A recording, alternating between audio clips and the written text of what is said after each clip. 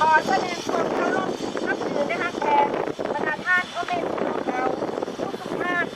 บรรดาท่านจากการจะตั้งต่างๆของเราในทั่วยุโรปบรรดาท่านคณะและสมาชิกของการพันธมิตรเพื่อประชาธิปไตยในเราบรรดาท่านสาวสากลผู้ห้าของความเป็นธรรมทางหน้าพี่น้องเขมรเสรีที่ได้มาร่วมการประท้วงพวกเราเมื่อนี้ข้าพเจ้าในนามองค์การคุณภาพของการ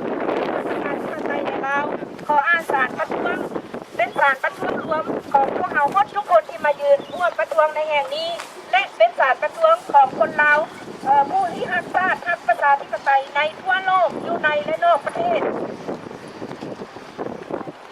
สารประท้วงทางการสปปลาวที่ต่อหน้าสภายุโรปทั้งวันที่ 12 มิถุนายน 2017เมื่อนี้พวกเราองค์การพันธมิตรเพื่อประชาธิปไตยในลาวโดยเฉพาะในเขตยุโรปและบรรดาการจะตั้งต่างๆของเรา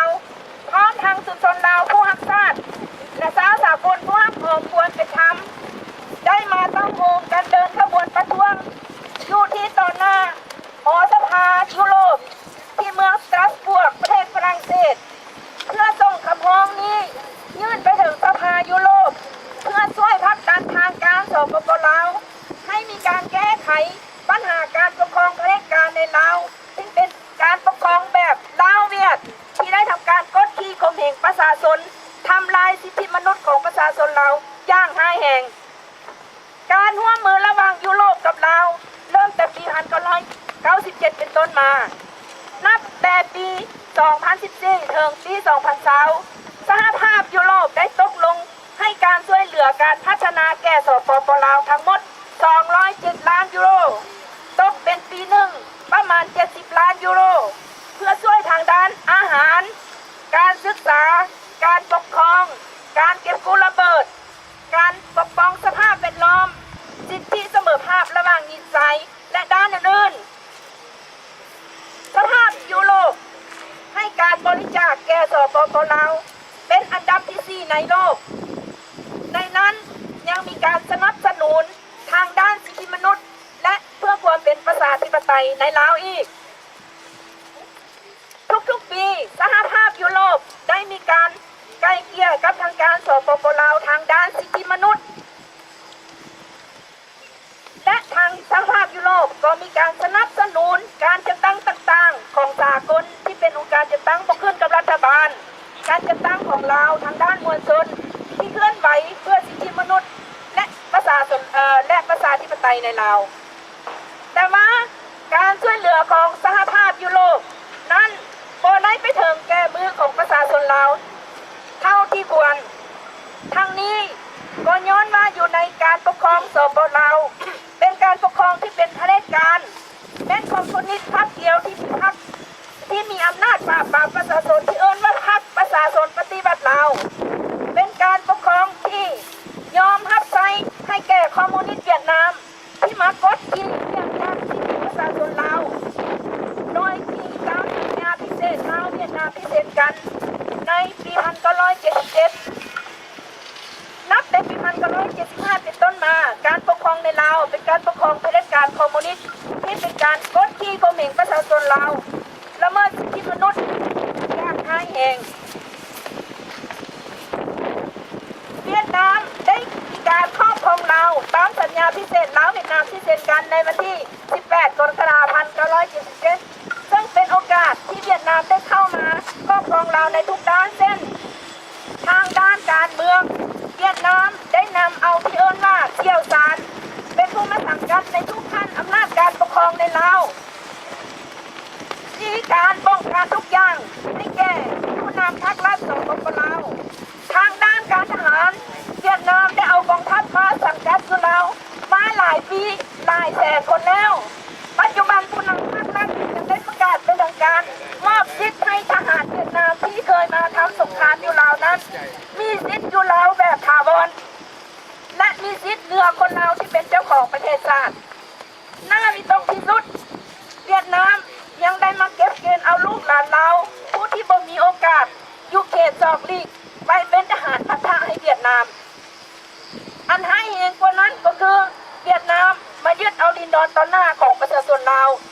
ตัวอย่างที่เห็นอย่างจะแจ้งคือ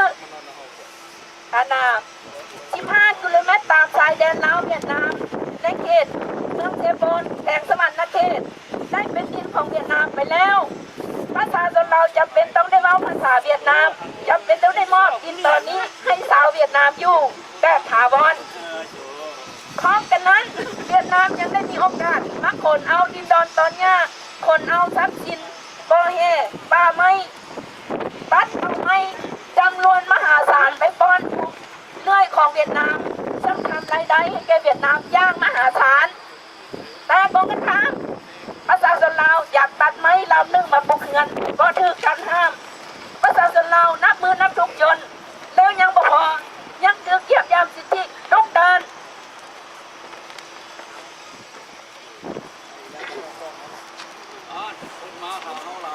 หากลั่นไปปล่อยให้ชาวเวียดนามมาอยู่ลาวจำนวนเกือบ2 ล้านคนแล้วพวกนี้ผู้นำพักรัฐยังมอบสิทธิ์ให้เขาเจ้าได้สัญชาติเวียดนามตามสบายแต่ตรงกันข้ามคนลาวยังเอาประเทศอยากได้สัญชาติเราคือทั้งยากทั้งยุ่งทั้งถือปราบทั้งถือเหยียบมันเป็นการทำลายสิทธิมนุษย์ของประชาชนลาวอย่างร้ายแรงที่สุด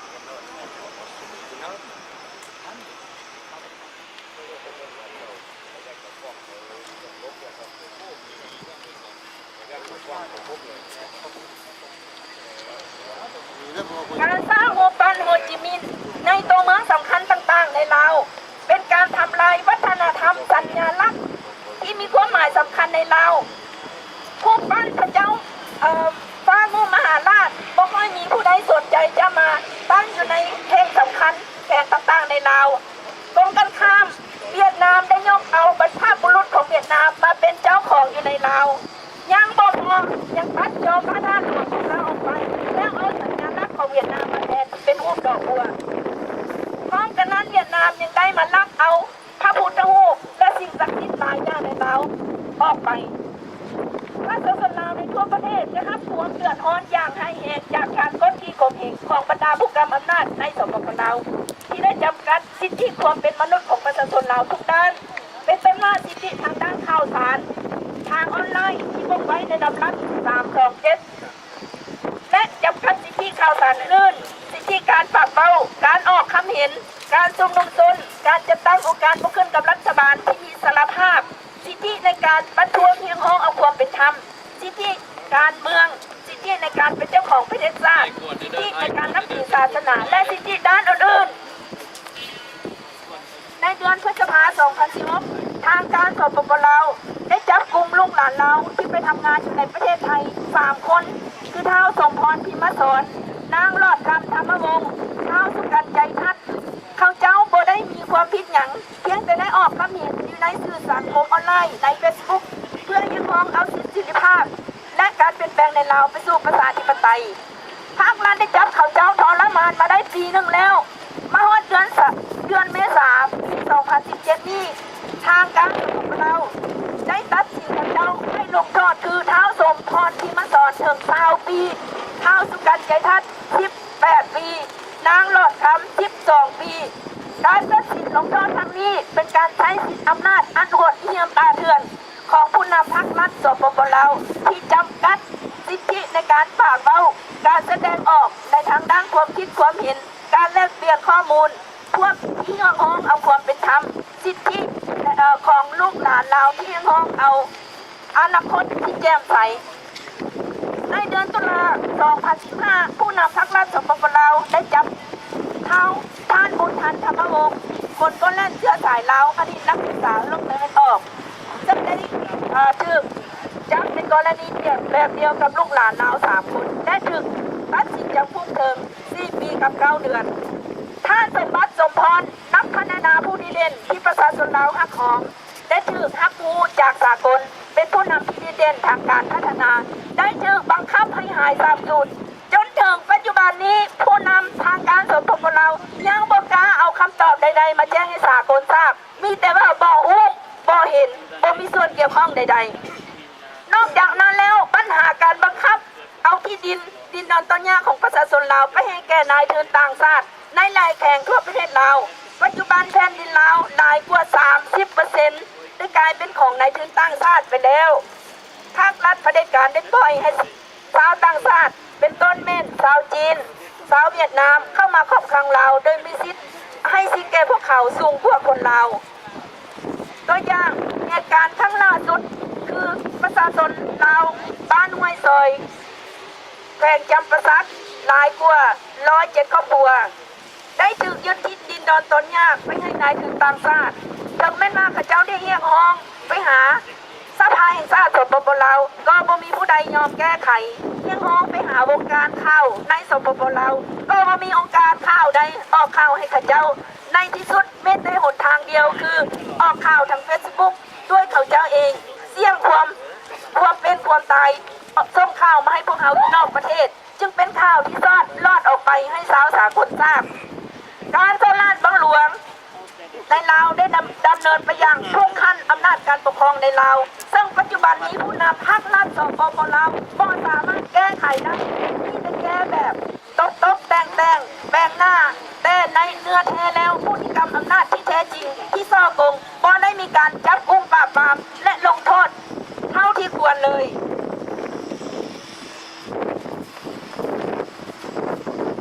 ปัญหาการซ่อโกงได้เป็นเหตุให้ลูกหลานเราขาดอนาคตกลายเป็นพวกที่จำเป็นต้องไปทำงานแบบในงานอื่นในต่างประเทศเช่นในประเทศไทยเป็นพวกที่ถือเป็นเหยื่อของสังคมย้อนจากการค้ามนุษย์ปัญหาการติดยาบ้ายาเสพติดที่เต็มไปในทั่วทุกมูลแห่งในลาวเด็กน้อยลาว3 คนใดแม่นติดยาบ้าผู้หนึ่งไปแล้วอนาคตเราจะถึงเสื่อมเสียย้อนปัญหานี้เองปัญหาสภาพแวดล้อมในลาวผู้นำภาครัฐได้มีการสร้างเขื่อนอย่างบ่มีขอบเขตบ่เคยเห็นนายกรัฐมนตรีสปปลาวมากล่าวถึงว่าจะมีการยุติสร้างเขื่อนทำการใดเลยการตัดไม้ทำลายป่ายังสืบต่อการอ้างว่าจะปราบปรามเป็นเพียงแต่การแก้หน้าแต่บ่ได้มีการแก้ไขเท่าที่ควรต่อหน้าสภาพการที่กล่าวมาครั้งนี้พวกเราขบวนประท้วงในนามองค์การพันธมิตรเพื่อประชาธิปไตยในลาวจากประเทศยุโรปโดยเฉพาะและจากทั่วโลกร่วมทางบรรดาการจัดตั้งต่างๆของเราในเขตยุโรปและชุมชนลาวผู้รักชาติอยู่นอกประเทศในนามประชาชนต่างหน้าให้แก่ประชาชนลาวอยู่ในประเทศผู้ที่ให้โอกาสขาดสิทธิในการปากเว้าในการมาฮ้องขอต่อว่าเหมือนดังพวกเราในแห่งนี้พวกเราขอตั้งหน้าให้แก่พวกเพิ่นพร้อมทั้งบรรดาชาวสากลที่ฮักของความเป็นธรรมจึงมาเรียกร้องต่อสภายุโรปเพื่อให้การสนับสนุนกระบวนการเคลื่อนไหวของพวกเราเพื่อประชาธิปไตยในลาวและเพื่อผลักดันทางการสปปลาวเพื่อให้แก้ไขปัญหาของเราดังนี้1เรียกร้องให้สภายุโรปช่วยผลักดันผู้นำภาครัฐสปปลาวให้นับถือและปฏิบัติหลักการและสนธิสัญญาว่าด้วยสิทธิมนุษย์ของสากลที่ทางการลาวได้ทำเซ็นไปนั้นและโดยที่สัญญาที่ทางการลาวได้ถือสากลผลักดันไปนั้นให้ปฏิบัติเป็น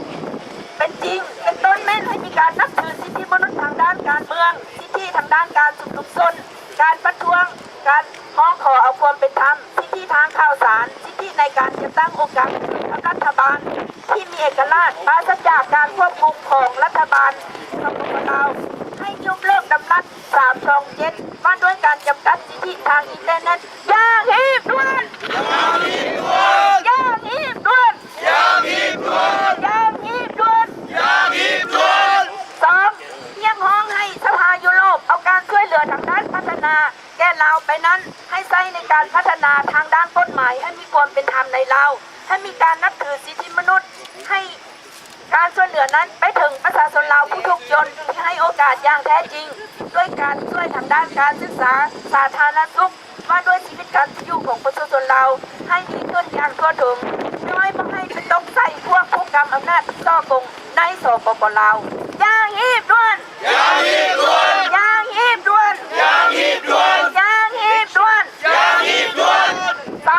ียกร้องให้สภายุโรปผลักดันทางการสปปลาวให้ปล่อยตัวลูกหลานลาว3 คนคือเท้าสมพร อิมสนนางหลอดคำธรรมวงศ์เท้าสุกันใจทัศน์ นับทำทานบุญทานธรรมวงศ์และผู้อื่นที่ถูกจับกุมในข้อกล่าวหาทางการเมืองทุกคนให้มีอิสรภาพและบ่มีเงื่อนไขอย่างยีบด่วนอย่างยีบด่วนอย่างยีบด่วนอย่างยีบด่วน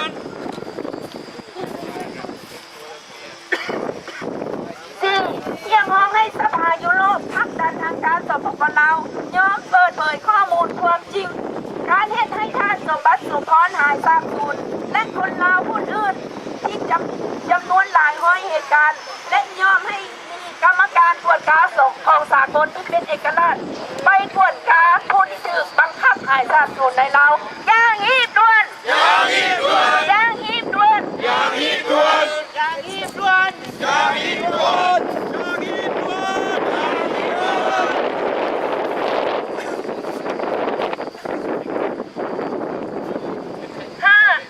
ห้องให้สภายุโรปช่วยผลักดันทางการลาว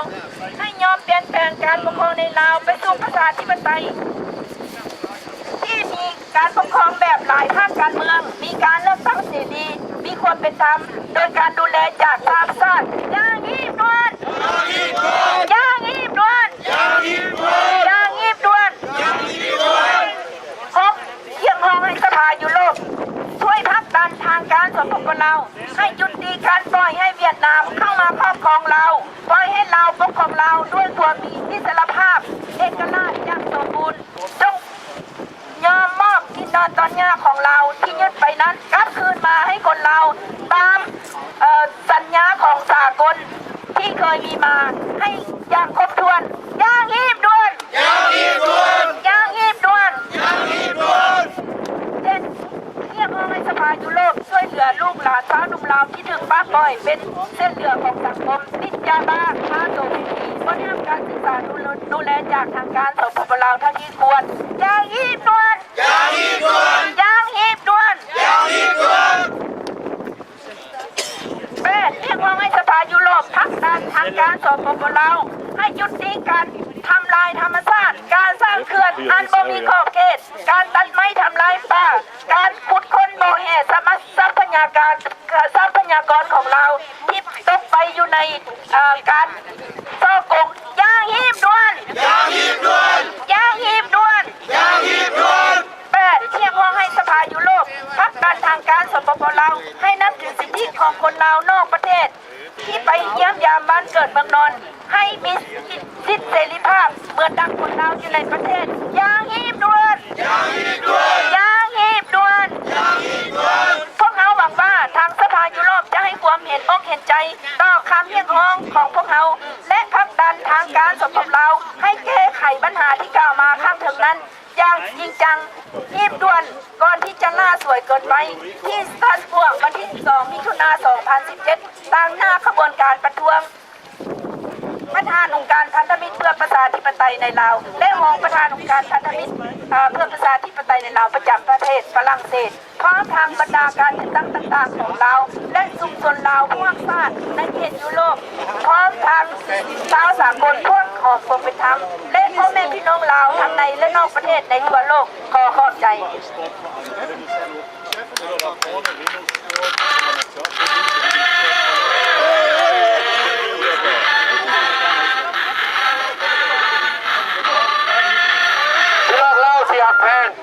ผ่านมาก็เป็นการอ่านการประท้วงแถลงการ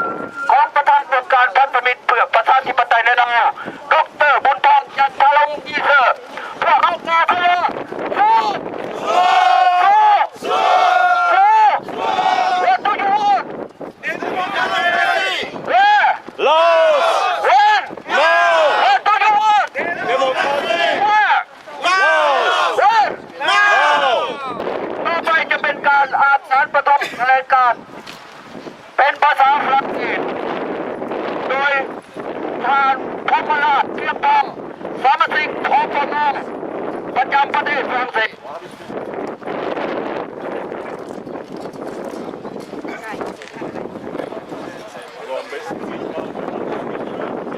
Ça va? Est-ce que tout le monde est en forme? Oui! Allez, appel à toutes les organisations laotiennes ainsi qu'à nos compatriotes et à nos confrères défenseurs de la justice en Europe et ailleurs, puisque l'Union européenne accorde une aide annuelle très importante, 70 millions d'euros à la République démocratique populaire laotienne, principalement dans l'alimentation, l'éducation, l'administration, la culture, les droits de l'homme et la protection de la nature, etc. Dans le but d'aider ce pays à se sortir de la pauvreté en favorisant son développement à caractère durable afin que le peuple laotien puisse vivre dans la liberté et ce, sans aucune oppression. Mais ces aides ne sont pas parvenues aux personnes dans le plus grand besoin. Ces aides ont été détournées en grande partie au profit des membres du parti au pouvoir. C'est-à-dire que le pays est gouverné par la dictature communiste. Et comme tout le monde sait, il ne tolère aucune opposition. Le peuple laotien est privé des droits fondamentaux, notamment des droits à la parole, à la manifestation pour réclamer la justice, les médias, y compris Internet, sévèrement limités et censurés. L'accaparement des terrains des villageois pour les concessions d'une durée de 99 ans au profit des investisseurs étrangers, chinois, vietnamiens, couvrent 30% du territoire national. La corruption omniprésente reste irrésolue. Le trafic d'êtres humains, la production et la commercialisation des drogues font des ravages dans le pays. La déforestation et la destruction des habitats naturels, la construction des barrages hydroélectriques à outrance, la subordination des dirigeants laotiens à la directive du Parti communiste vietnamien sont inacceptables pour le peuple laotien. C'est donc pour cela que nous manifestons aujourd'hui et manifesterons encore devant le Parlement européen, car nous voulons que le parlementaire de cette Assemblée soit au courant de la situation alarmante du Laos, et ce, dans l'espoir que ces derniers fassent pression sur le gouvernement laotien pour qu'il respecte les droits de l'homme. Il accepte des changements que la dictature dissuade à la démocratie libérale et un système de multipartisme pour une véritable indépendance.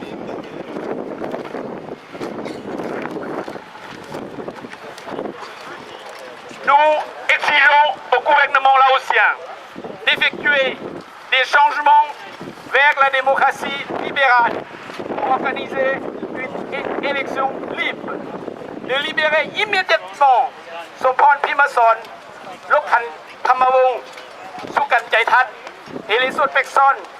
parce qu'ils sont suspectés de critiquer des erreurs du gouvernement ou de mener des actions politiques, de rendre également publiques toutes les enquêtes sur la disparition forcée de Sombat Sompon, d'annuler le décret numéro 327 qui vise à limiter les droits d'information des médias, d'arrêter l'accaparement des terrains villageois au profit des investisseurs étrangers, de lutter efficacement, sans exception, contre la corruption, de rallier le trafic d'êtres humains et la production de drogue, d'améliorer l'éducation, la santé, la voirie, partout au pays, d'arrêter la destruction de la forêt, des habitats naturels, la construction des barrages à exploitation des mines à outrance, d'arrêter les concessions au profit des compagnies amis vietnamiens d'annuler le traité spécial Lao-Viet signé le 18 juillet 1977, car ce traité légalise l'occupation Laos par le Vietnam. Et merci beaucoup à tous les amis qui sont venus ici, surtout les amis cambodgiens qui viennent manifester avec nous pour demander la démocratie pour le Laos et le Cambodge. Et allez, merci beaucoup.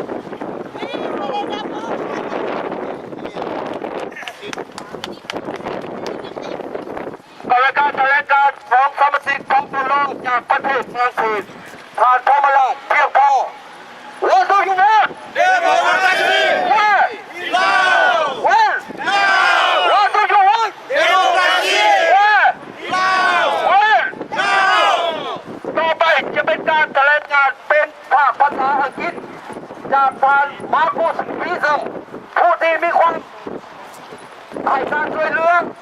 แก่พี่น้องประชาชนลาวการเคลื่อนไหวของพันธมิตรเพื่อประชาธิปไตยในลาว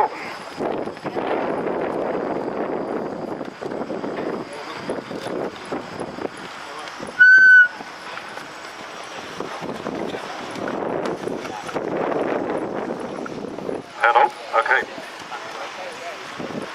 Ladies and gentlemen, this is a protest against the Lao PDR government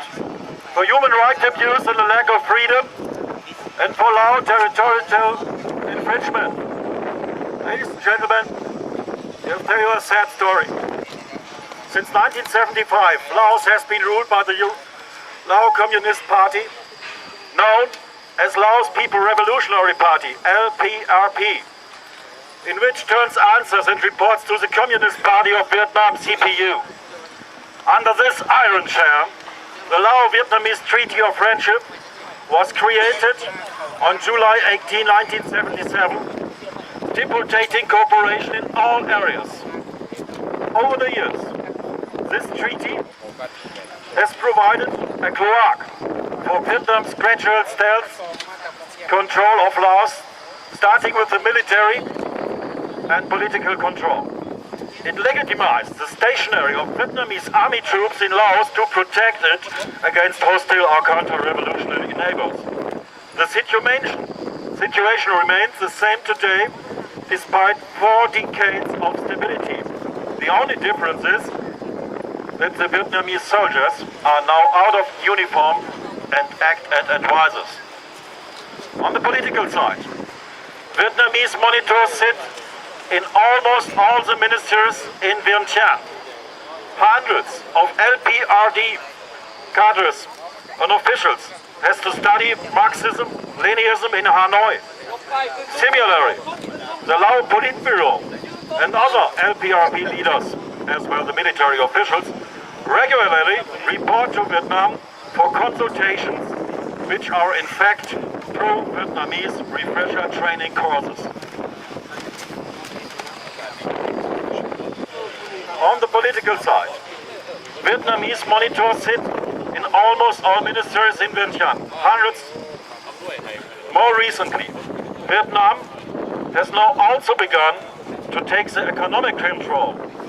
As an economic cooperation in the line with the Friendship Treaty, huge swaths of Lao land have been conceded to Vietnam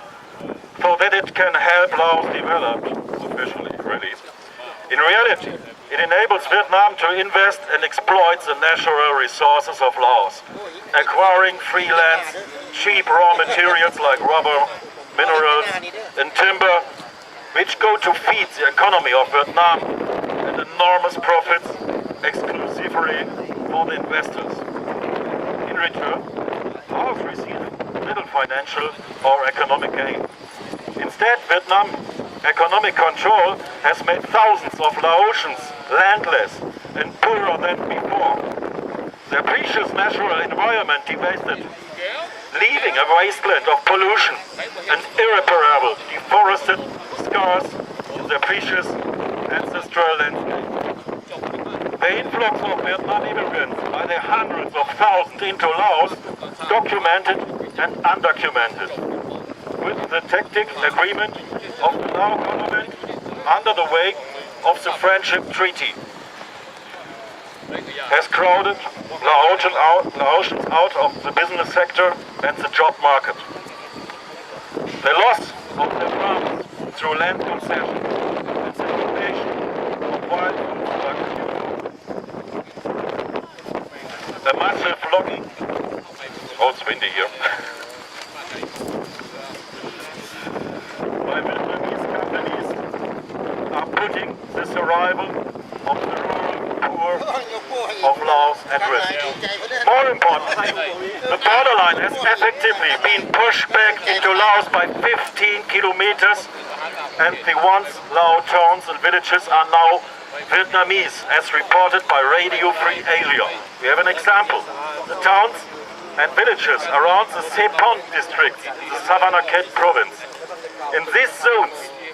Lao citizens cannot reside, do business and be employed.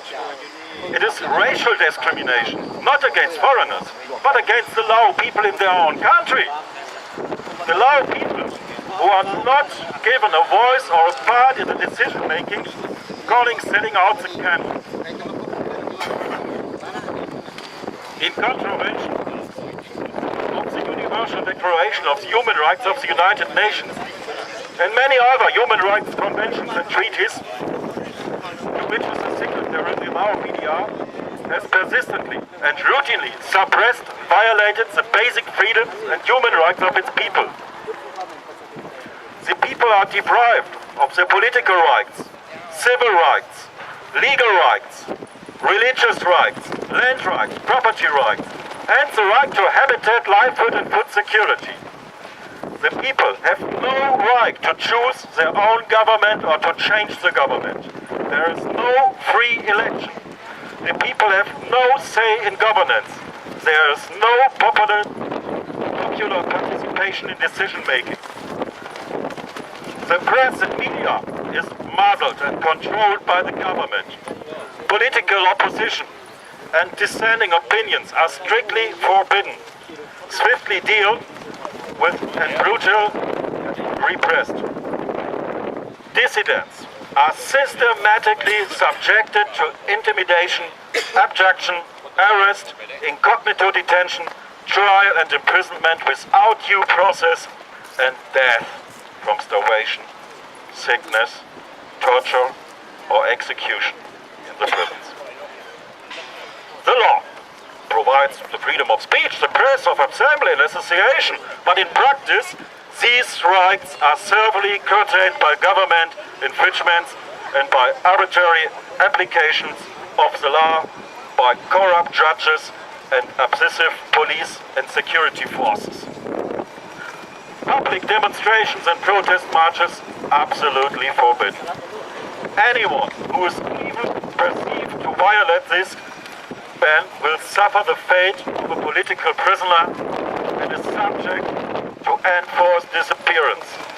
false accusation, arbitrary arrest, unlawful trials without legitimate or qualified legal defense and recourse.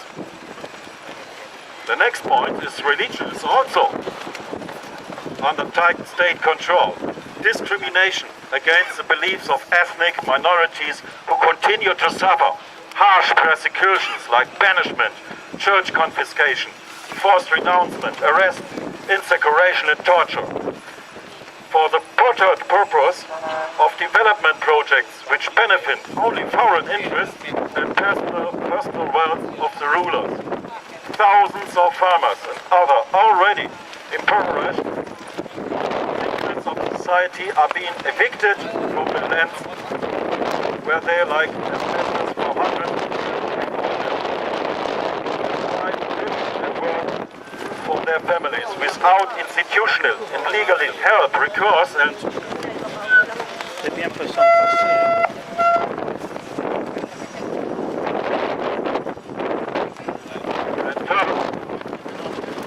forever from their ancestral place of worship.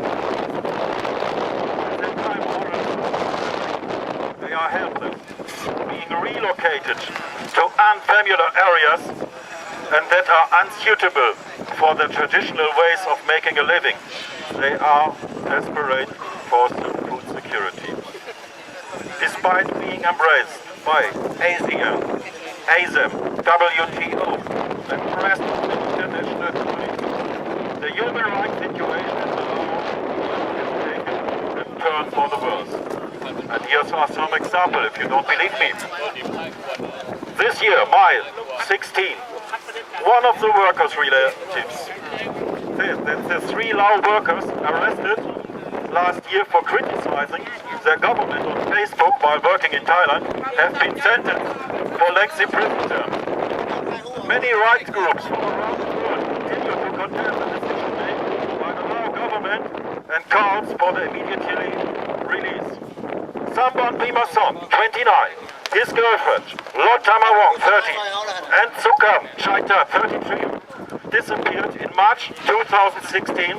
after returning to Laos to renew their passports. While working in Laos, the 3 had strongly criticized the Lao government online, accusing it on human rights abuses. They were later shown on a Lao television making what appeared to be public confessions for what they called the mistake of protesting the country's policies. Lotamawong, Sukan Chaitat, and Sampon Pimason has been sentenced for 12 years, 18 years, and 20 years in prison, respectively. October 2016, Bhutan Tamawong, a Polish citizen with Lao descendants, was convicted for the same reasons and now serving 4 years, 9 months term. December 2012, Mr. Sombat Sumpon, a beloved people, Lao development specialist, and internationally respected civil society leader, was stopped by the police at an outpost in Vientiane and whisked away in the dark of the night. But 3 years has passed. There is no answer from the Lao authorities. Not even a progress report on the investigation process. All we hear from the Lao PDR government is, it is no nothing, find nothing, and it is not involved. A new case of land grabs this year, under mysterious circumstances, in a case of the Champasak province, South Laos. More than 100 families have been told to leave to wait for construction for 2 dams along the Mekong River. Regarding to these families, the compensation offered by the government is absolutely inefficient, and the land to resettle is not more than a desert. The people appeal to the national parliament, the government, as well. They informed the press, but they got no response. In the sum,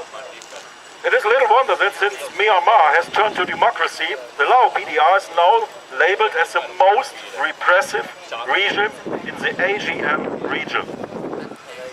Laos, a small country and being swallowed by its neighbor to East Vietnam and to North to China. These Laotians are not entitled to own land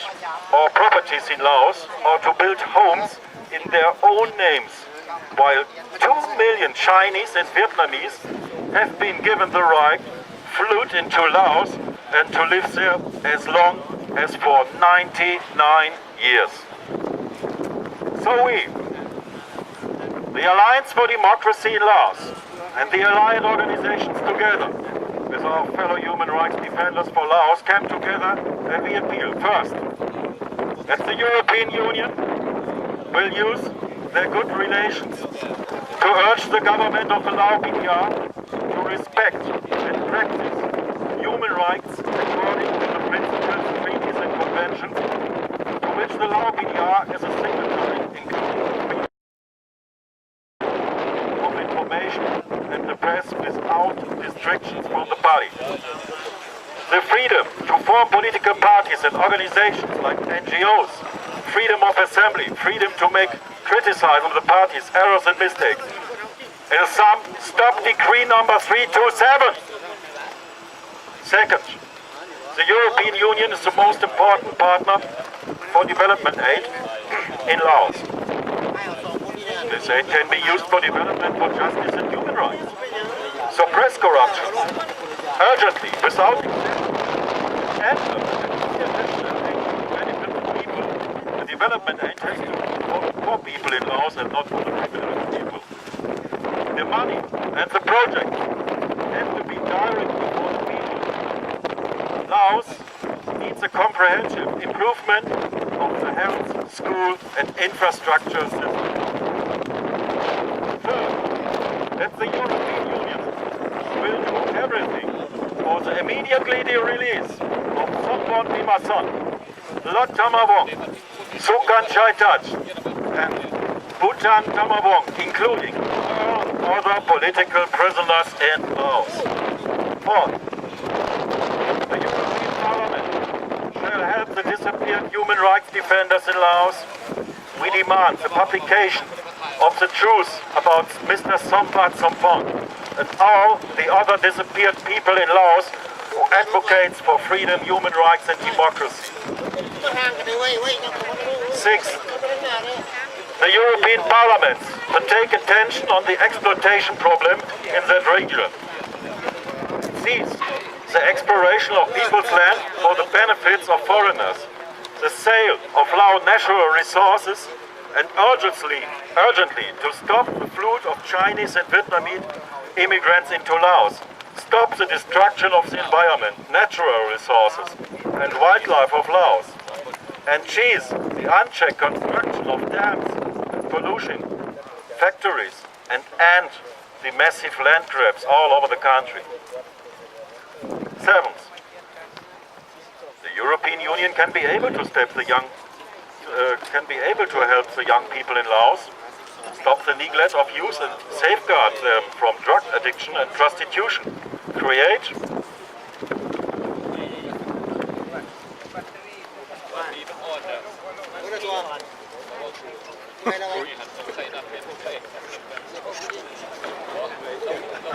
educational opportunities for Lao youth without any discrimination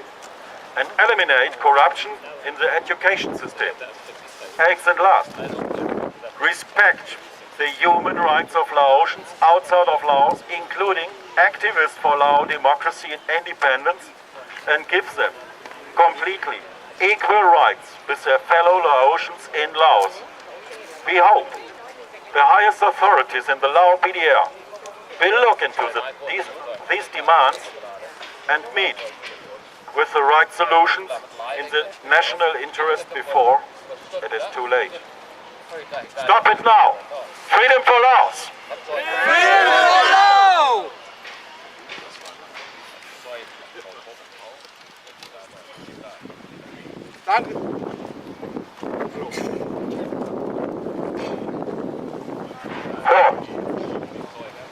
Danke dir, Markus Wieser, für deine Teilnahme und für dein Mitwirken hier.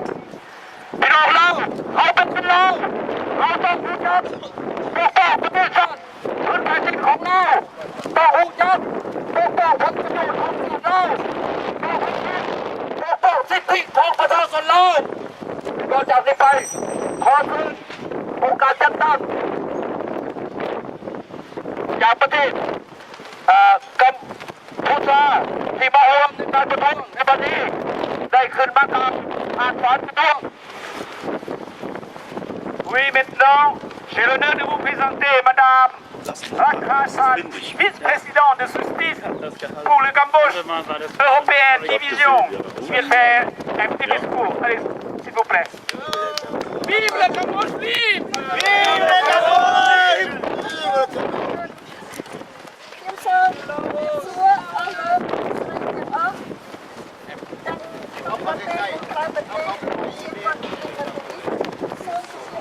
Hello, no voice, louder! ស្រីបុត្រថនចន្ទវង្សពីសើនាងខ្ញុំឈ្មោះសារិសាជាអនុប្រធានការរបស់គណៈកម្មាធិការព័ត៌មានខ្មែរប្រចាំជាបរិបទមានសេចក្តីរីករាយនិងពេញចិត្ត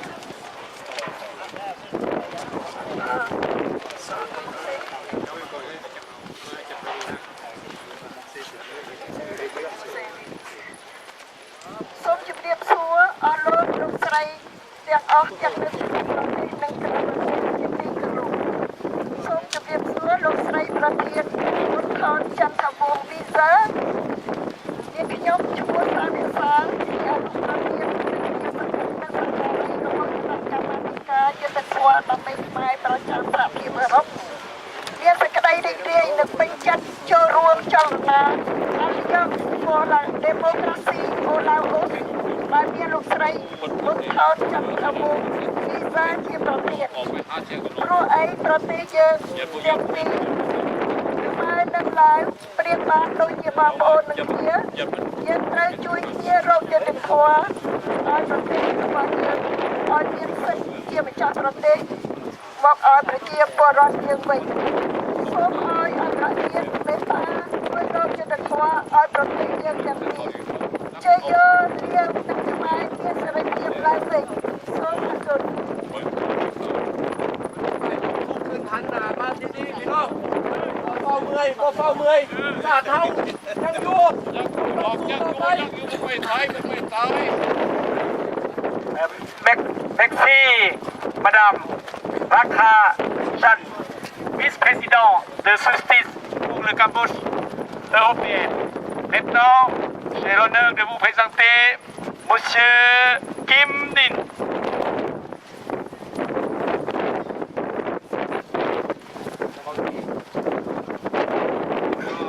Mesdames. Allô. Bonjour messieurs et mesdames, je m'appelle Tan Kim Nin, représentant du comité de justice pour le Cambodge. Madame la présidente de l'Alliance pour la démocratie au Laos. Mesdames, messieurs, mes chers amis.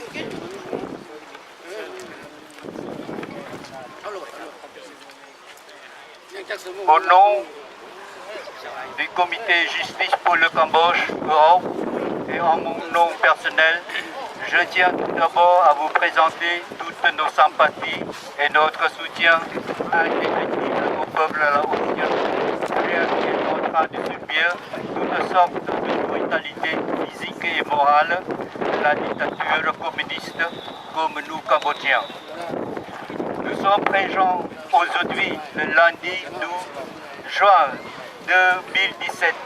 devant le Parlement européen, à côté de vous et avec vous, pour manifester notre solidarité et notre indéfectible soutien.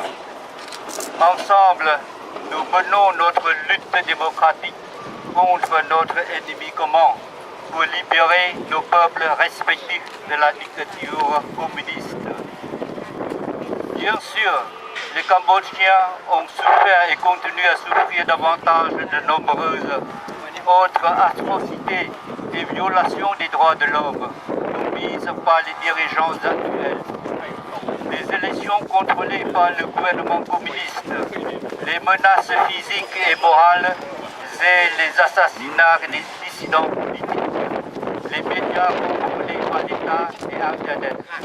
le décapage des ressources naturelles, l'accaparement des terres et des expulsions forcées, la traite des êtres humains, l'influence vietnamienne dans le gouvernement, les restrictions de la liberté d'expression, le droit de se réunir et les pratiques religieuses sont monnaie courante au Cambodge à l'heure actuelle. Comme nos frères et sœurs laotiens, les Cambodgiens se trouvent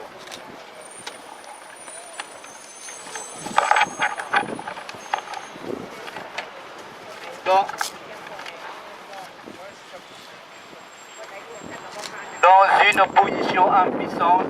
tant que la dictature meurtrière brutale de Hun Sen reste au pouvoir. Compte tenu des similitudes entre l'oppression et les atteintes aux droits de l'homme de nos deux pays, nous apportons notre indéfectible soutien et l'approbation officielle de la justice pour le Cambodge de notre organisation et ses protestations contre les atrocités commises par le gouvernement cambodgien. Encore une fois, ensemble nous menons une lutte démocratique contre notre ennemi commun, le Vietnam, expansionniste et colonialiste jusqu'à la victoire finale. Vive le Cambodge et Laos libre et indépendant. Merci. Vive de la liberté.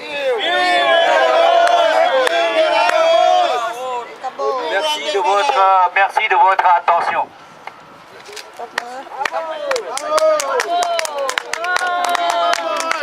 Merci,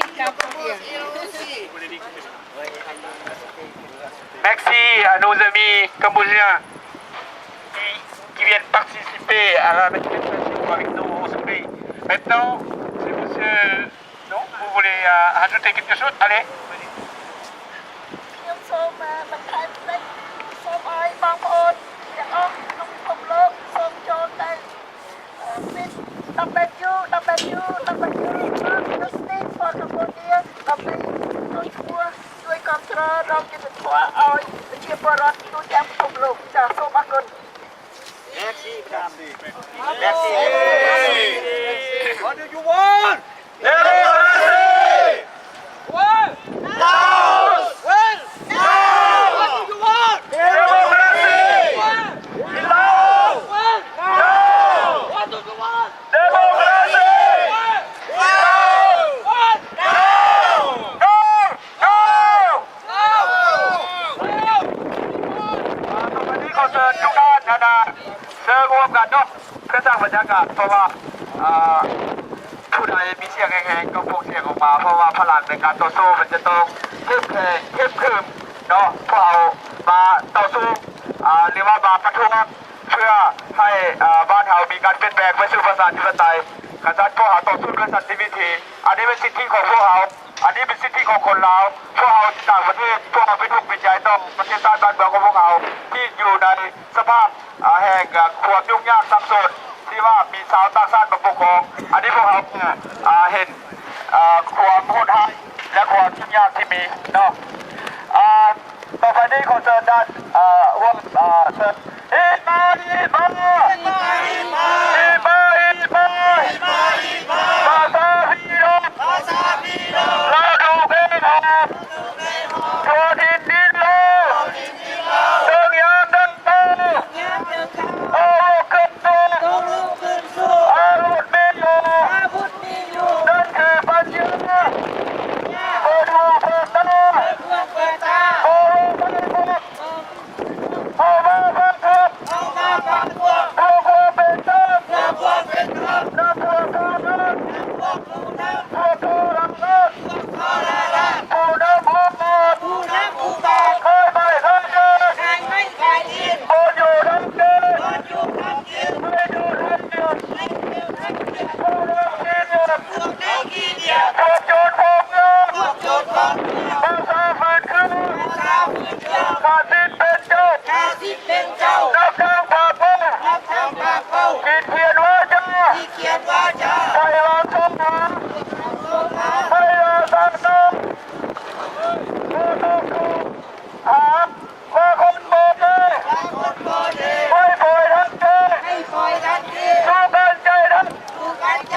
อย่าได้ขัดงัดโหลดคำปฏิวงอย่าโขกในกงที่ประสอนใจกล้าอย่าได้ฟังข้าเขาเป็นคนดี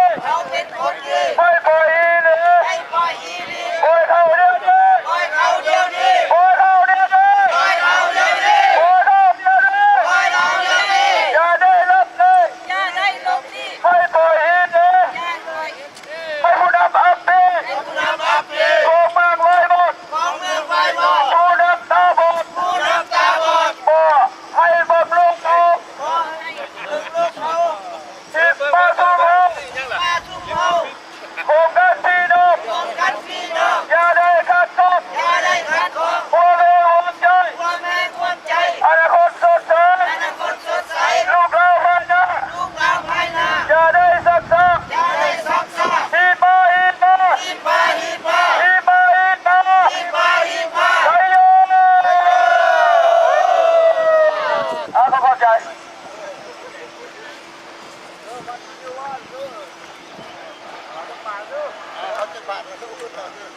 ต่อไปขอเชิญประธานองค์การสหพันธ์ลาวยุโรปผ่านมิลักบิ่งเมืองที่มาจากเมืองสาฟูได้ขึ้นประกาศเป็นทางการ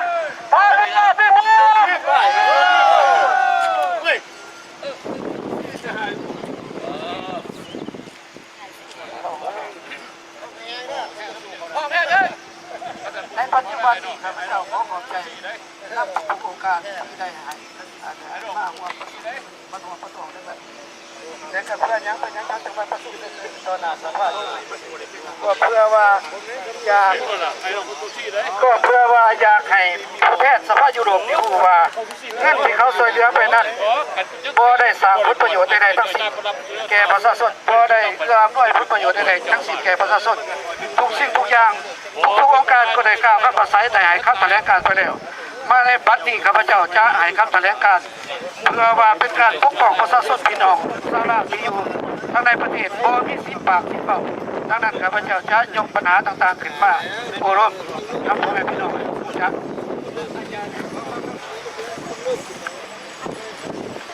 ศาลประท้วงห้องเฮียนต่อสภายุโรปมื้อนี้เป็นวันจันทร์เดือนมิถุนายน2560แห่ง2 ค่ำปีละกาเมืองทรัสบูรณ์ผ่านผู้แทนยุโรปทั้งยิ่งและชายที่เคารพเฮียนทานดอรบเขาสบายดีทานต่างๆองค์การจัดตั้งต่างๆและมาจากทั่วโลกพ่อแม่พี่น้องชาวลาวทั้งในและนอกประเทศที่กำลังรับสมัครฟังอยู่ในขณะนี้พระเจ้าในนามต่างๆสาพันธ์ประชาธิปไตยในลาวมีเกียรติและมีโอกาสได้มาออกแถลงในวันสำคัญนี้อีกครั้งหนึ่งเพื่อเป็นการแสดงถึงความซาบซึ้งเป็นห่วงเป็นใยต่อพี่น้องชาวลาวที่ได้ถือครองพวกนี้ผู้อำนาจจากอำนาจการปกครองคือรัฐบาลสปป.ลาวซึ่งปัจจุบันนี้เป็นภาคโทษและได้กำอำนาจมาถึง41 ปีพ่อแม่พี่น้องชาวลาวที่เคารพระบอบคอมมิวนิสต์เผด็จการเดียวนี้เขาสามารถเอาเปรียบเบิ่งว่าครับระบอบที่ปกครองแบบประชาธิปไตยอื่นๆอยู่ในโลกนี้มันมีความแตกต่างกันหลายบ่น้อยเพราะระบอบนี้ใส่นโยบายยกย่อพอปั่นภาครัฐผู้เหนือเป็นเทพเจ้ามีสิทธิอำนาจผูกขาดผู้เดียวมียศถาบรรดาศักดิ์มีความร่ำรวยอันมหาศาลมีสมัครพรรคพวกรวมหัวกันสอกงทำลายประเทศชาติขายศาสตร์ขายแผ่นดินโดยมีนโยบายแอบอัตวิสัยที่ขาดตัดทอดสิทธิของประชาชนโดยมีการเสวนานับผู้ใดในประเทศชาติเป็นของตนเพียงผู้เดียวทั้งที่พวกเขาพวกตนบ่ได้มีผลงานอันใดต่อประเทศชาติบ้านเมืองเป็นอย่างข้าพเจ้าจึงสามารถเบาได้ก็ย้อนว่ามีหลักฐานพยานจากแถลงข่าวของทางตนเองได้ออกมาเมื่อเผยแพร่ให้เห็นเพราะในวันที่18 พฤษภาคม 2017 เดือนที่ผ่านมานี้คณะพรรคและอำนาจการปกครองแขวงเวียงจันทร์ได้ทำพิธีมอบกระดูกฐานนักรบเวียดนามเหนือจำนวน23,000 ฝ่ายนายนอกนั้นก็ยังมีนักรบลาวเป็นนักสืบคนสำคัญนับได้ผ่านมาหลายสมรภูมิของลาวได้บรรลบต่างๆอันแท้จริงได้ออกมาเปิดเผยความจริงต่อวิทยุเอเชียเสรีหรือว่า AFR ว่ามีทหารเวียดนามเหนือได้มาเสียชีวิตในบรรลบต่างๆรวมแล้วบ่ต่ำกว่า 70,000 คนเพิ่นกล่าวอีกว่าพยายามหลีกเว้นการปะทะทหารแนวลาวสรุปแล้วว่าถึงสายที่ยังมีชีวิตเส้นสายคำไต่สีบันดอนสายจุมบุรีสายบุญยังวรชิตสายเหล่านี้แม่ทัพต่างๆทั้งยิ่งและสายเมื่อเวลามีประชุมสำคัญสมสาใหญ่และแต่ละครั้งเห็นเพิ่นโซ่ติดเหลี่ยมเต็มไปหมดจนหาบ่ติดบ่มีแม่นเพิ่นไปเฮ็ดหยังมาคือมีผลงานพิลึกพิลั่นเอาแท้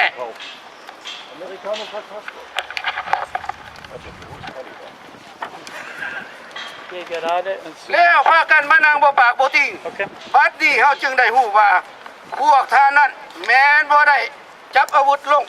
ในบรรลบการต่อสู้ต่างๆพวกท่านเป็นลิงป่าซึ่งแก้วเขาแต่งให้มาลินละครสัตว์เพื่อเป็นหุ่นเสิร์ชหลอกลบต้นประชาชนทั้งแผ่นดินสหภาพยุโรปได้ให้การช่วยเหลือสาธารณรัฐประชาธิปไตยประชาชนลาวระยะ41 ปี เพื่อเป็นการย้ายเพื่อเป็นการอยากให้ประชาชนเราได้หลุดพ้นจากความทุกข์จนในหลายด้านเช่นทางด้านการศึกษาการปกครองด้านวัฒนธรรมด้านสิทธิมนุษย์การปกครองธรรมศาสตร์และสิ่งแวดล้อมแต่การซอยเหลืออย่างมากมายหลวงหลายนี่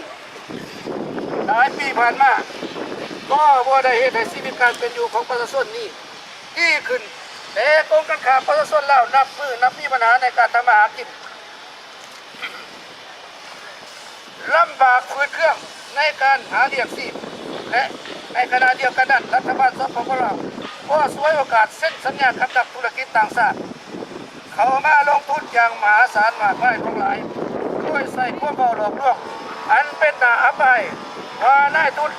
จีนและเวียดนามนี่เขามาเพื่อพัฒนาประเทศชาติให้นี่อีกคนนี้ประชาชนลาวก็จะหลุดพ้นในอีกประเด็นนี้ประชาชนลาวก็จะหลุดพ้นออกจากความทุกข์ทนแต่ในความเป็นจริงแล้ว41 ปีที่ผ่านมาข้าพเจ้ายังไม่เห็นว่า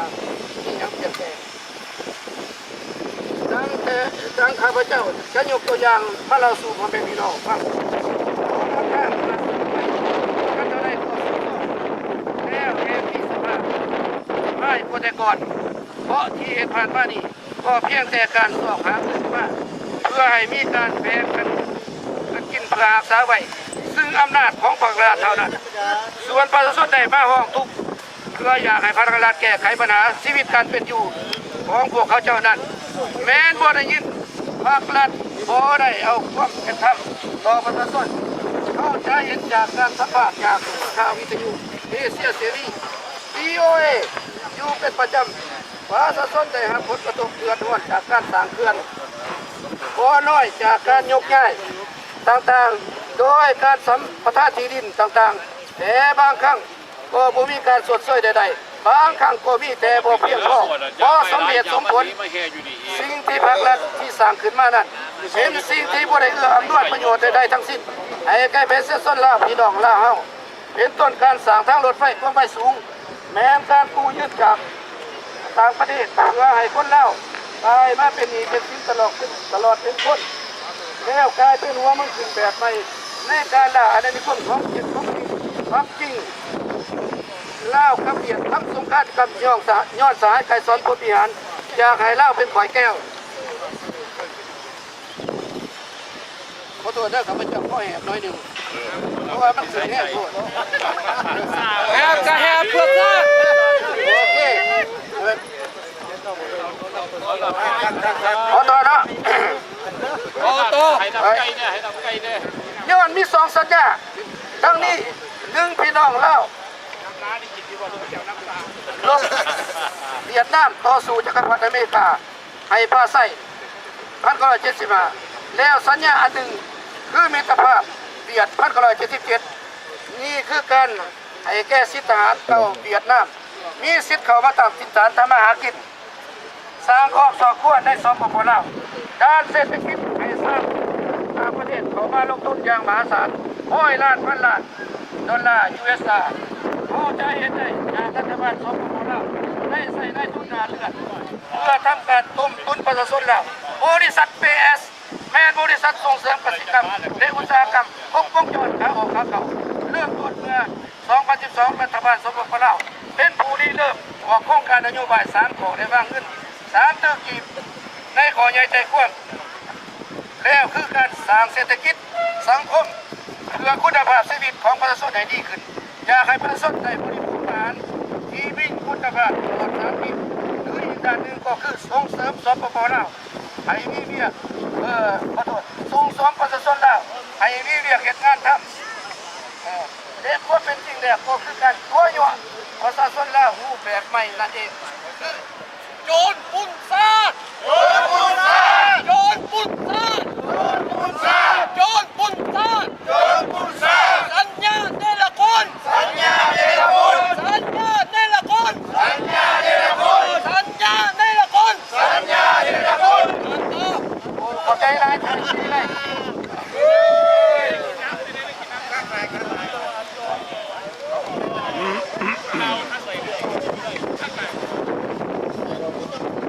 โอ้ หลายพี่น้องชาวลาว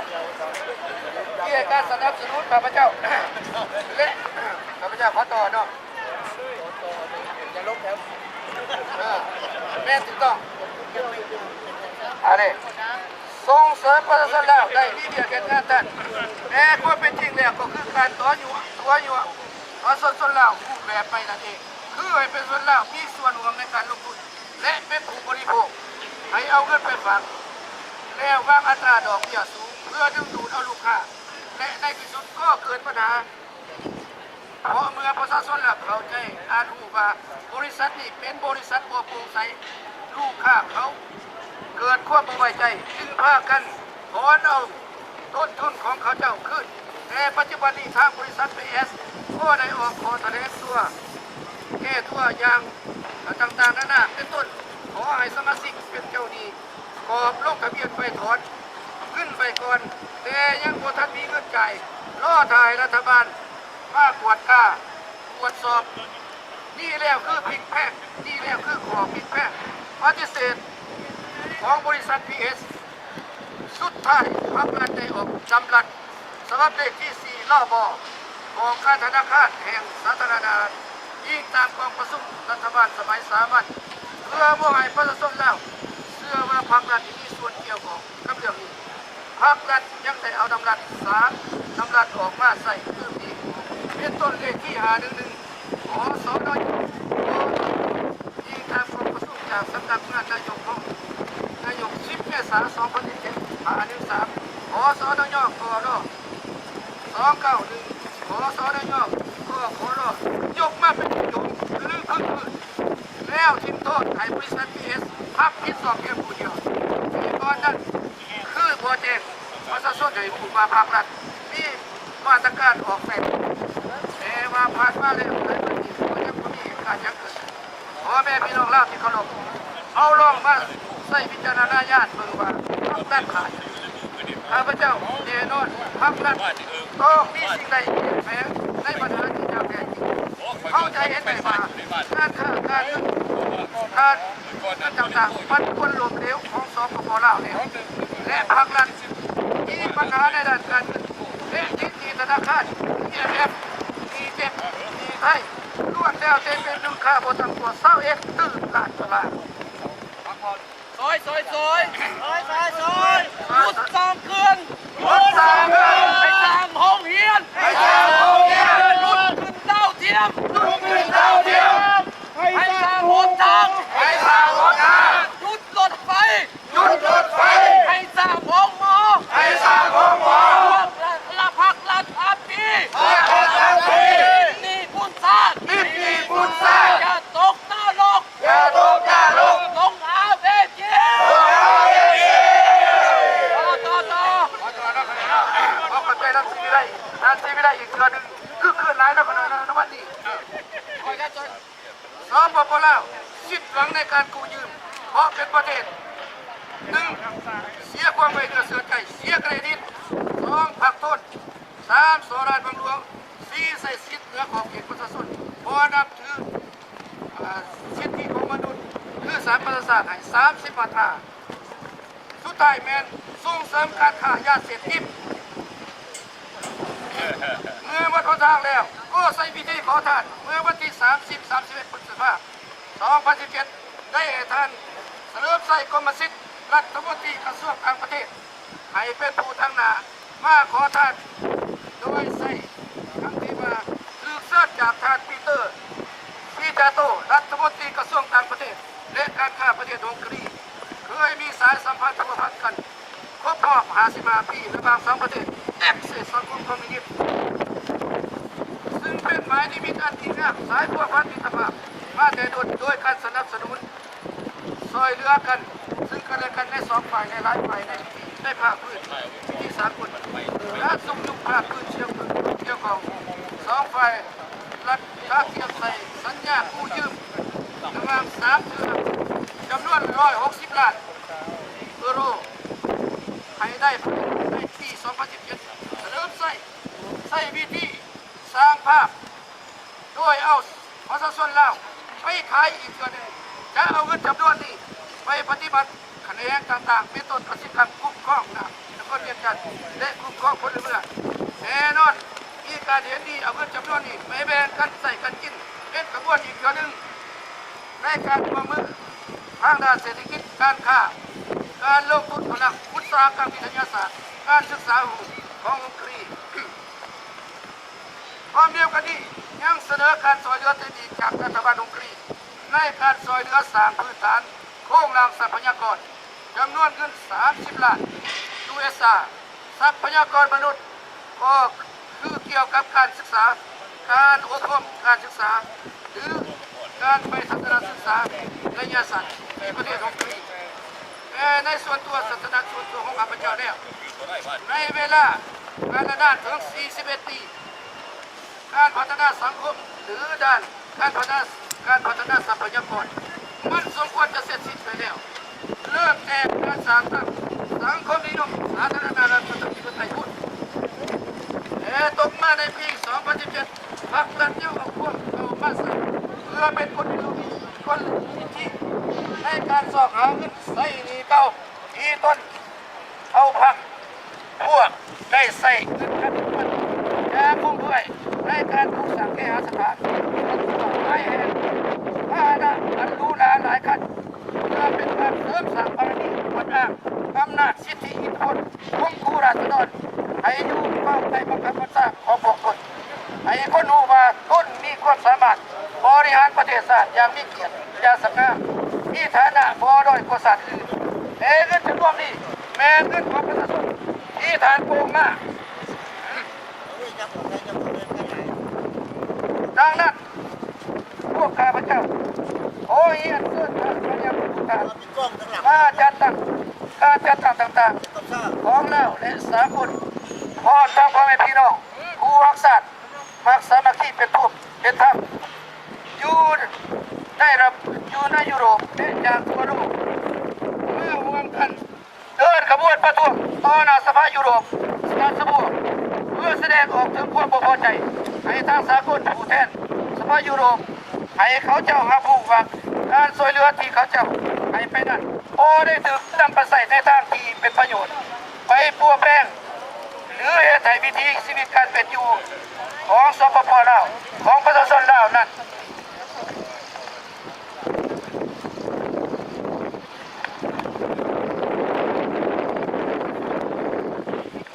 นี่คือตัวอย่างใดอีกประการหนึ่งข้าพเจ้าเชื่อแน่ว่าพรรครัฐปัจจุบันนี้นั่งตั้งคนประเทศดินเหมือนสมัยก่อนอีกแล้วเพราะว่าเขาติดตามการต่อสู้ของพ่อแม่พี่น้องชาวลาวทั้งโลกเลยได้อย่างบอกกับพริบตาเพราะว่ายอดผมกำแนวทางการปฏิบัติที่พวกต้นแต่กระทำมาต่อส่วนชาวลาวในระยะ41 ปีนับมือนับคูณทวีเป็นสิ่งที่สับจูนนำผ้าสองกระแสฟองแห่งอำนาจประชาชนได้มาจูจอดกันอย่างง่ายดายแล้วกลายเป็นพลังแห่งผลักดัน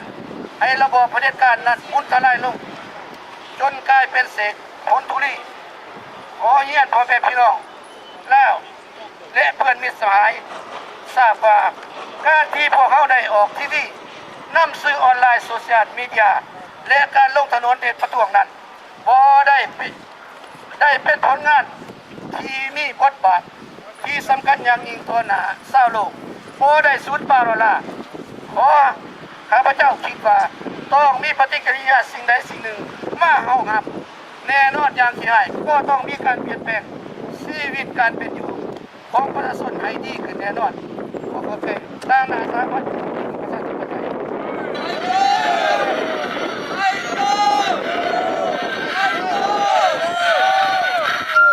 เอาเงินประชาชนคืนมาเ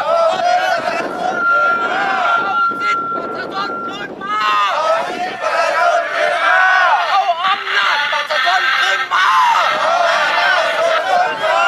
เอาแผ่นดินลาวคืนมาเวียดนามคอมมิวนิสต์go home เวียดนามคอมมิวนิสต์ go home no dictator no dictator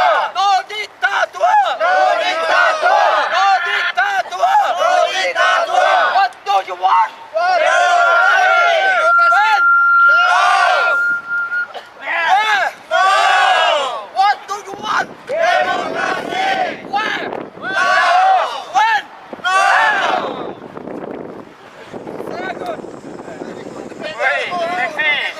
ฮัลโหล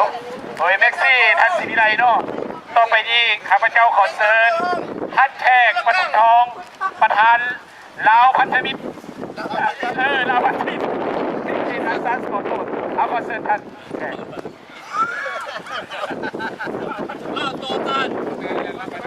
Bonjour, mesdames et messieurs. Nous avons donc invité toutes les organisations et tous les compatriotes, celles et ceux qui aiment la liberté, la démocratie, venez nous joindre, assemblés devant le siège du Parlement européen aujourd'hui, le 12 juin,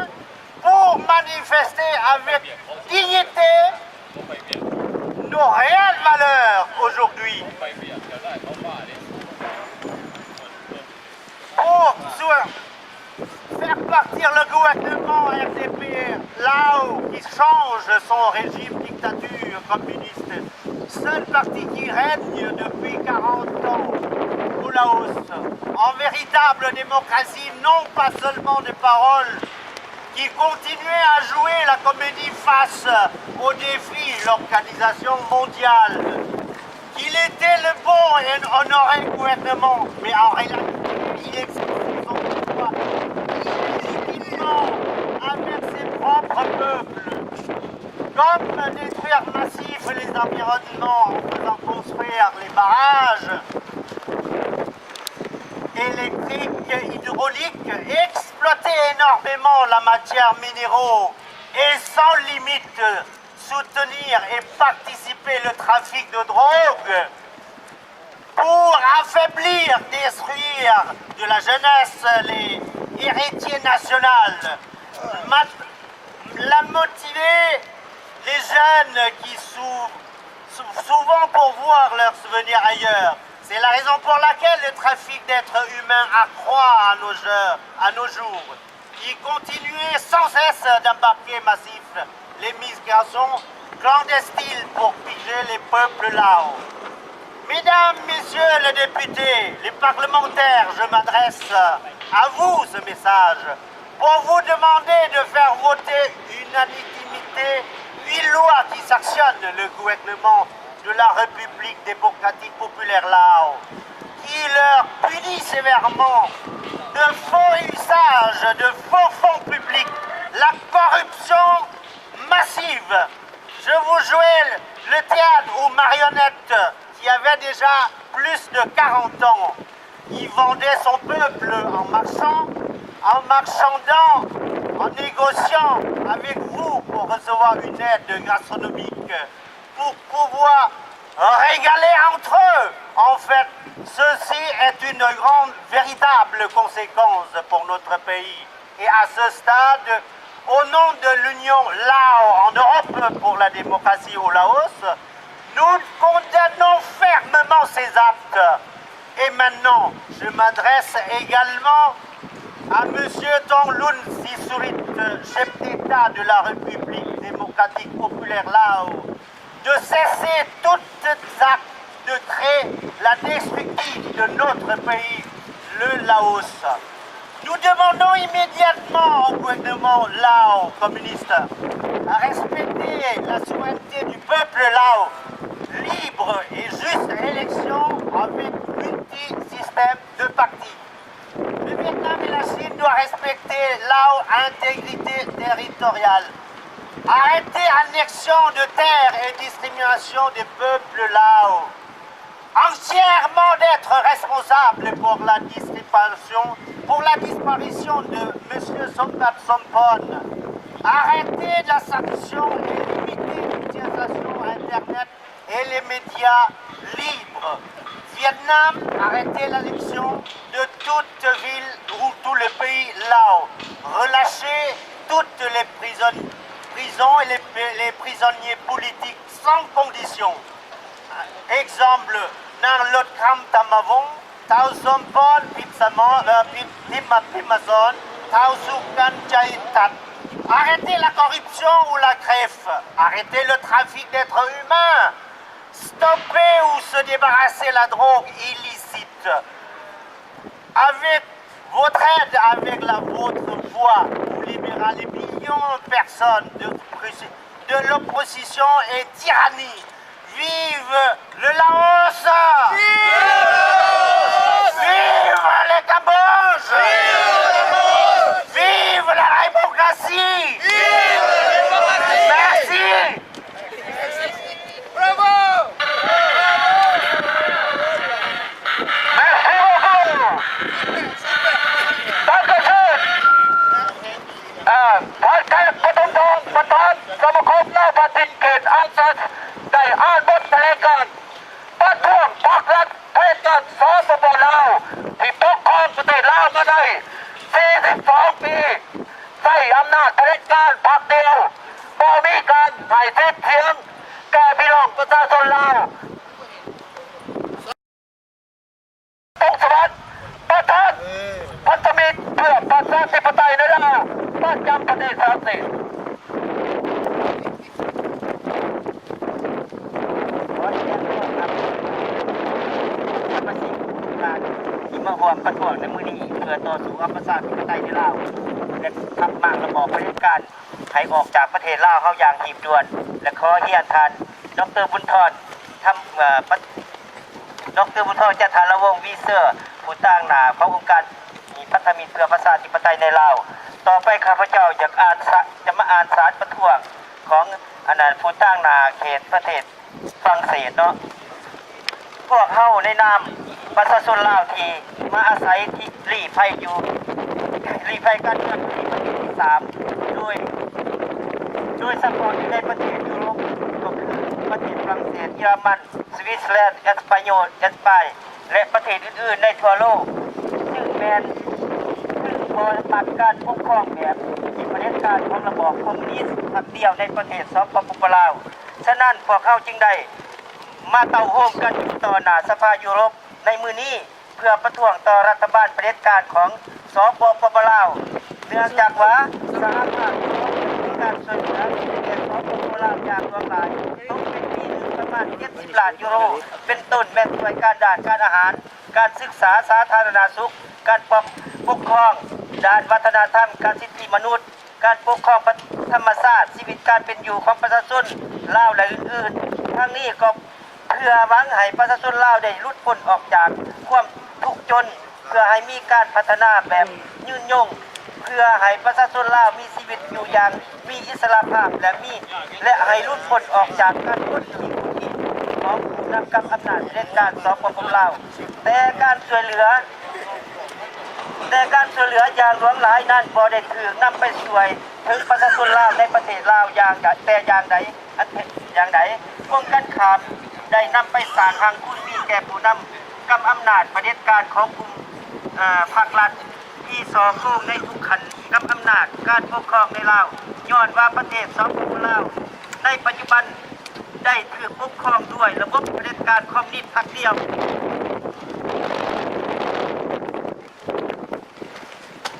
ได้ทำการกดขี่ข่มเหงเหยียบย่ำสิทธิของประชาชนลาวอย่างหายแห้งประชาชนลาวขาดสิทธิในการปกป้องการชุมนุมชนสิทธิในการประท้วงห้องขอเอาความเป็นธรรมสิทธิทางข่าวสารยับอย่างทิ้งขาดหอบด้านแม้แต่ข่าวสารทางอินเทอร์เน็ตปัญหาการยึดที่ดินของประชาชนลาวให้ย้ายประชาชนลาวไปให้นาย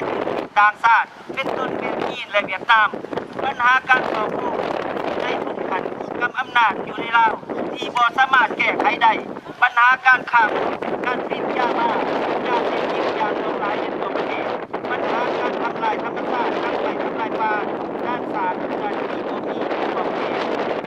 พวกผู้นำเผด็จการพรรครัฐสปปลาวได้มอบพื้นแผ่นดินของลาวให้ขึ้นกับแก้วคอมมิวนิสต์เหตุผลเหล่านี้พวกเขาประชาชนลาวทั้งหมดบ่สามารถรับได้ตามพฤติการอันป่าเถื่อนของพวกกำอำนาจเผด็จการแบบนี้ดังนี้พวกเขาจึงได้ยกปัญหาของลาวให้สภายุโรปผู้เห็นอย่างกว้างขวางเพื่อให้มีการผลักดันทางการเมืองของสปปลาวให้ยอมแก้ไขการละเมิดสิทธิของประชาชนลาวทุกอย่างและเป็นธรรมเพื่อให้มีการเปลี่ยนแปลงการปกครองในลาว จากระบอบคอมมิวนิสต์พรรคเดียวไปสู่ระบอบประชาธิปไตยโดยมีหลายพรรคการเมืองพวกเขาในนามประชาชนลาวที่อาศัยลี้ภัยการเมืองในทั่วโลกขอย่อสนับสนุนทางองค์การพันธมิตรเพื่อประชาธิปไตยในลาวโดยการนำพาของทางยานางดรบุญพรจันทารวงศ์มิสเตอร์ด้วยความองอาจด้วยองค์การภาคีทุกๆองค์การจัดตั้งและทางลาวผู้รักษาประชาธิปไตยและความเป็นธรรมในยุโรปและจากประเทศอื่นทั่วมุมโลกมาร่วมกันประท้วงอยู่ต่อหน้าสภายุโรปที่เมืองพาสบวกในมื้อนี้จุดประสงค์ของการประท้วง1ท้วงให้มีการเปลี่ยนแปลงในลาวไปสู่ประชาธิปไตยที่มีหลายพรรคการเมืองที่มีการเลือกตั้งแบบเสรีและมีความเป็นธรรม2ท้วงให้ปล่อยตัวลูกหลานท้าวสมพรที่มาสอนนางรอดคำพระวงศ์ท้าวสู้กันใจทันพร้อมทั้งคนผู้อื่นที่ถูกจับในสปป.ลาวปัจจุบันในขอกล่าวหาว่าโจมตีพรรครัฐในสังคมออนไลน์หรือขอกล่าวหาทางการเมืองนับทั้งปัญหาเฮ็ดให้หายสาบสูญของท่านสมบัติสมพรท้วงให้หยุดยุบเลิกระดับของกลุ่มผู้กำอำนาจผู้เผด็จการในสปป.ลาวเลขที่327ในการกำจัดสิทธิข่าวสารทางออนไลน์และท้วงให้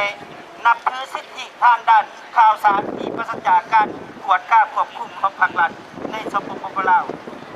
3. ท้วงให้ยุติการยึดที่ดินของประชาชนให้นายทุน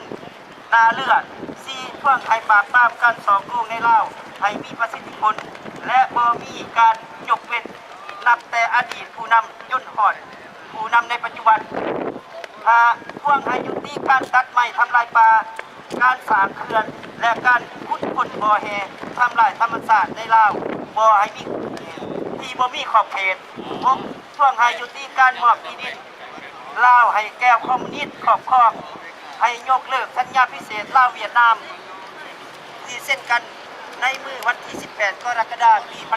1977สุดท้ายนี้ขอให้คณะประท้วงทุกคนจงมีน้ำใจอันหนักแน่นและต่อสู้ต่อไปจนทั่วประเทศลาวของพวกเราได้มีการเปลี่ยนแปลงไปสู่ระบอบประชาธิปไตยอันแท้จริงและเป็นธรรมระบอบคอมมิวนิสต์เผด็จการในลาวสปป.ล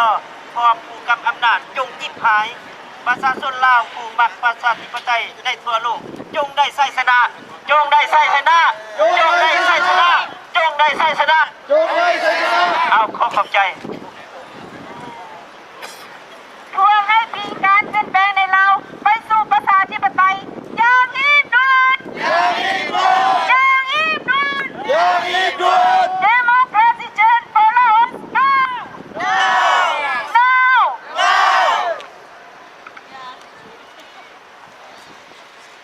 Hello เมสซี่ท่านโซวัตทุกสวัสดิ์ประธานพปลประจำประเทศฝรั่งเศสได้อ่านบทแถลงการณ์ว่าทุกรัฐบาลเผด็จการสปปลให้คืนสิทธิ์ให้ประชาชนให้คืนอำนาจให้ประชาชนให้คืนเงินของประชาชนคืนมาให้เอาไว้ประชาชนคืนมาอย่ารีบด่วน What do you want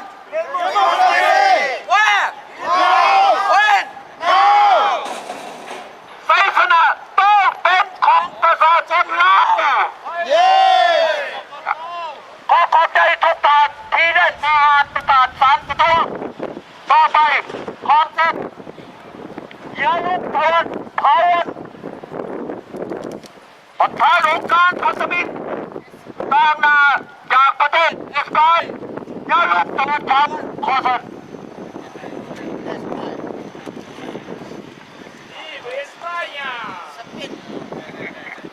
หยุดฆ่ายาบ้า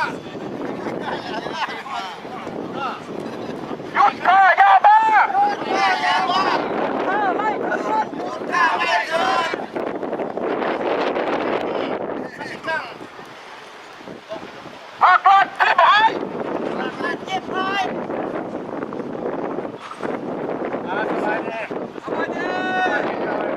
เราทุกคนข้าพเจ้ามาจากประเทศเนปาล Hello มาจาก ได้ยังอยากให้ประเทศเราเป็นประชาธิปไตยอยากให้พรรคนั้นกดขี่กดอีกประชาชนอยากได้สิทธิ์ประชาชนขึ้นมาอยากได้ยังอยากได้เอาไปได้นี่เดี๋ยวนี้อยากได้อยู่ไสให้กดอยากได้เอาไปได้เดี๋ยวนี้อยากได้ยังประชาธิปไตยอยากให้พรรคนั้นส่งให้ประชาชนให้เอาสิทธิ์ให้ประชาชนขึ้นมาอำนาจให้ประชาชนให้ประชาชนขึ้นมาให้เศร้าตัดต้นไม้ให้เศร้ายึดแผ่นดินให้เศร้าขายยาบ้าให้เศร้าขายยาบ้าให้เศร้าให้สร้างโรงงานโรงเรียนสร้างห้องหมอสร้างถนนหนทางให้แบ่งปันเงินคำให้พ่อแม่พี่น้องบ่ให้เอาเงินเขาส่งคืนเขาให้เป็นของเขาเอาผมจะขอหลายเดี๋ยวขอเท่านั้นแต่ขอขอบใจเมนที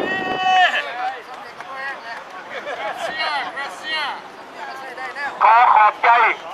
นักการตะวันพาวันประธานพปลจากประเทศสปาเนียนได้อ่านบทเรียนตามได้เสียงออกยังออกบ้านร้านสับดีๆนะพ่อร้อง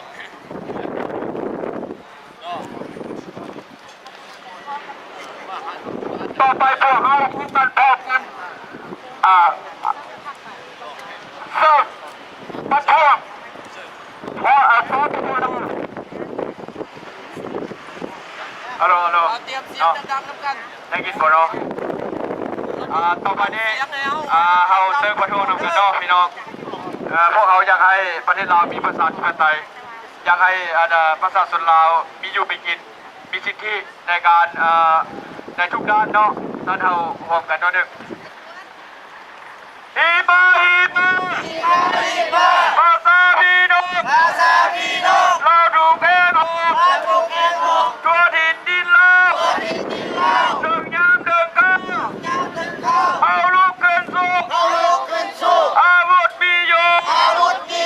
นั่นคือปัญญาเปิดหูเปิดตามองโลกให้กว้างเอามาประท้วงทวงความเป็นธรรมนำพวกผู้นำพวกทรราชผู้นำอุบาทขายไม่ขายเด่นบนอยู่ทำกินให้จีนให้เวียดผู้นำขี้เดียดพวกโจรของเมือง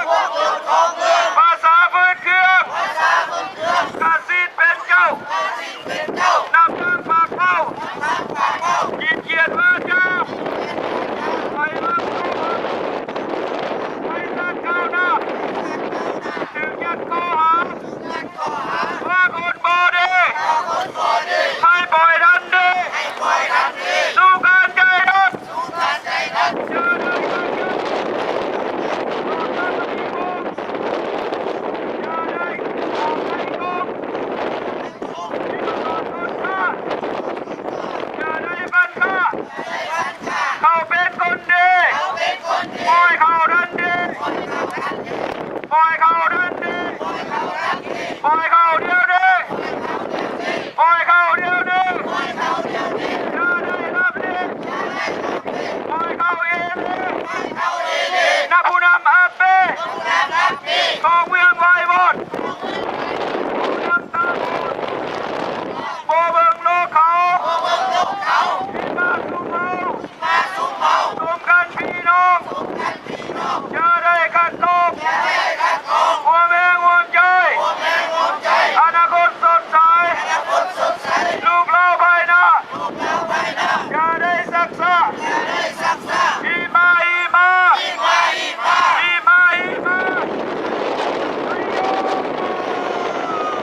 ขอให้ศาสนาของผมเป็นของประชาชนลาวแผ่นดินลาวเป็นของคนลาวประชาชนลาว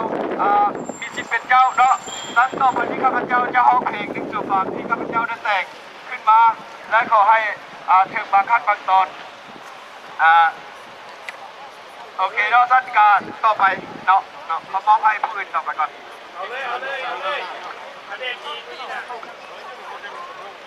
อันดับต่อไป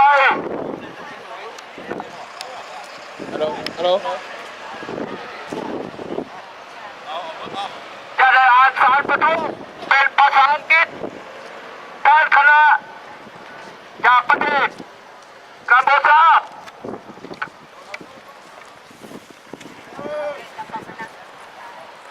ต่อไปเม่นทางประธานขององค์การเขมรเสรีที่เอิ้นว่าองค์การJustice for Cambodian Committees เพิ่นได้ส่งสารสนับสนุนการประท้วงของพวกเขาแล้วก็มีคณะผู้ต่างหน้าของเพิ่นซึ่งสารนี้เพิ่นเขียนเป็นภาษาอังกฤษฉะนั้นสมาชิกพันธมิตรเราจะได้อ่านแทนเพิ่นเป็นภาษาเพิ่นส่งฝากมามือบาทพวกเรา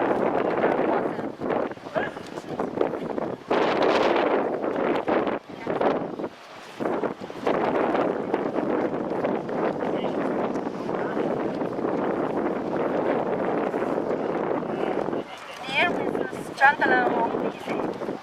please allow me to introduce myself. My name is Mr. I'm a president of the Cambodian Human Rights Organization Justice for Cambodia. Recently, I have become informed of your organization's invitation to protest against the repressive communist government now in power in Laos. As Cambodia is Laos' brother country, I would like to take this opportunity to also offer our organization's support and endorsement of the organization and your protest. Cambodians, like our brothers and sisters in Laos, also suffered from the brutal rule of a communist puppet dictator who has fostered fear and loathing among his countrymen. Cambodians have suffered many of the same state-sponsored atrocities and human rights violations as the Laotian people: state-controlled elections, false imprisonment, and assassinations of political dissidents, state-controlled media and internet, illegal stripping of natural resources, land grabbing and forced evictions, human trafficking, Vietnamese influence in government, restrictions of free speech, the right to assemble and religious practice. Like Laotian brothers and sisters, Cambodians find themselves in a helpless position so long as the brutal murderous dictatorship of Hun Sen remains in power. Considering the similarities between the oppression and people of the two countries, we again offer our support and official endorsement of Justice for Cambodia, of your organization and its protest against the atrocities and committed by the Laotian government.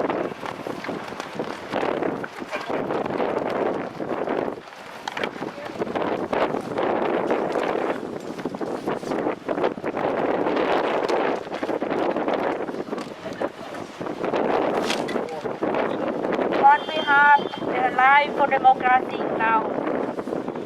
thank you, Mr. Darren Craven, President of Justice for the Cambodian Committee, and your organization. Your support letter for us for our demonstration today. This is for our urge. It's very good support for us. Your nation, Cambodian, for freedom, for independence for Cambodia, is the same for independence for Laos people now. Thank you so much for Cambodian people for support us today and for the future. For our two nations, we need independence from Vietnam communists. Stop Vietnam control of Laos now. Stop control Vietnam of Cambodia now. Democracy change for Laos now. Thank you everyone today. Thank you again. Thank you พี่น้องเสียกัมพูชาพี่น้องชาวลาว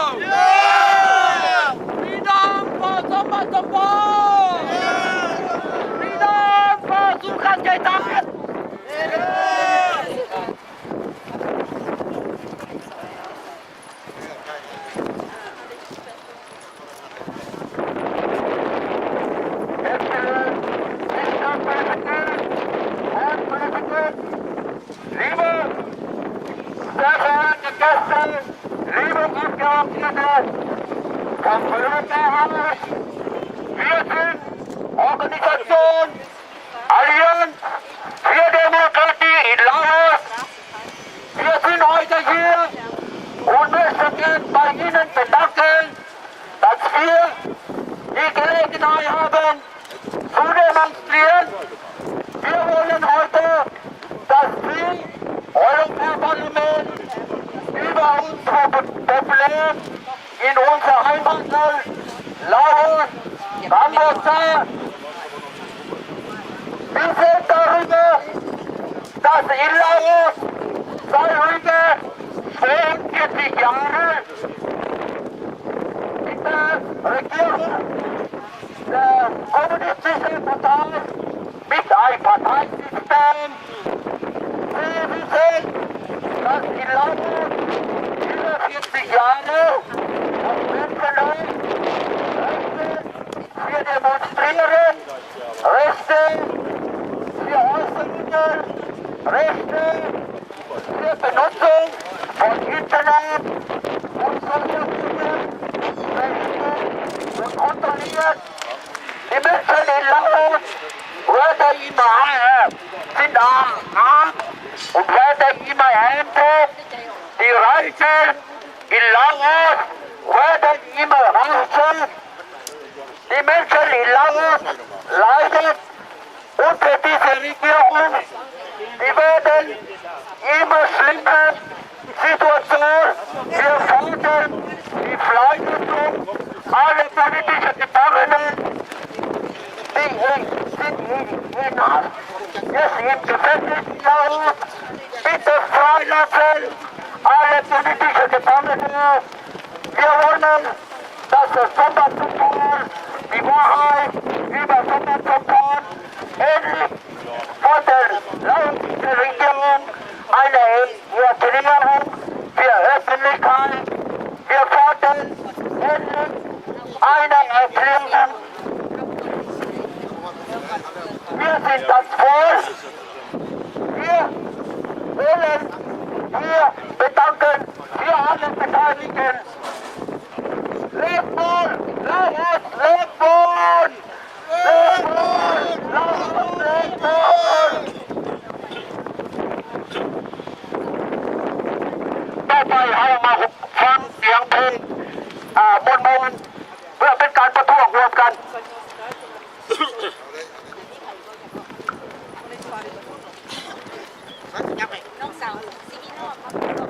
โอเคเนาะตอนต่อไปนี้ข้าพเจ้า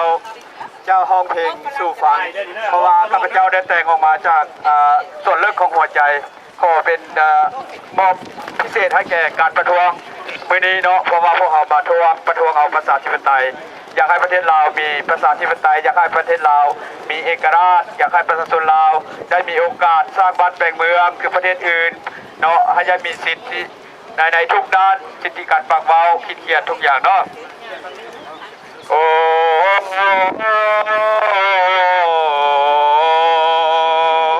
วันนี้เฮามาชุมนุมเฮามาประชุมประท้วงภาคภาษาตรัสบวก12 มิถุนา2017เฮาเห็นบ้านนาโอลาเฮามาชุมนุมประเทศลาวประเทศการปกครองภาษามนต์มองขาดสิทธิเสรีสิทธิปากเว้านั้นก็บ่มีสิทธิพื้นฐานก็เดินย่ำยีด้วยเหตุผลนี้เฮามาชุมนุมเอาประเด็จการออกไปเอาประเด็จการออกไปเอาประชาธิปไตยคืนมาเอาประชาธิปไตยคืนมาให้บ้านนาคนลาวทั่วหน้ามีสิทธิเสรีประเทศลาวเป็นของคนลาวบรรดาชนเผ่าเฮาสามัคคีแผ่นดินนี้อุดมพังมีหากมีบ้านเข้ามาเวเอาโลหิตอาปาทพีให้แผ่นดินนี้เป็นของคนลาวเอาปฏิบัติการออกไปเอาปฏิบัติการออกไปเอาประชาธิปไตยคืนมาเอาประชาธิปไตยคืนมาให้พวงภาษาคนลาวทั่วหน้ามีสิท เสรีสร้างขึ้นเขานั้นก้าวไปไกลมีประชาธิปไตยภาษาเป็นใหญ่ประเด็จการท่าเดียวจังหายประเด็จการท่าเดียวจังหายคอมมิวนิสต์ขัดขวางความสิวิไลให้หนีจากไป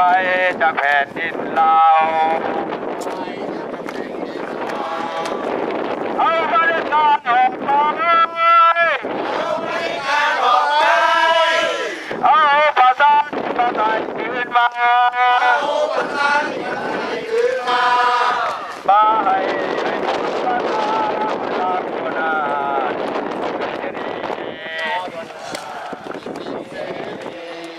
สามอำนาจเป็นสิ่งสำคัญหลักคำประกันประชาธิปไตยศาลตุลาการบริหารยิ่งใหญ่จงหากสวายทุกแผ่นดินลาวเอาประเด็จการดอกเอาภาษาธิปไตยคืนมามาให้พวงภาษาคนลาวทั่วหน้ามีสิทธิเสรีโอ้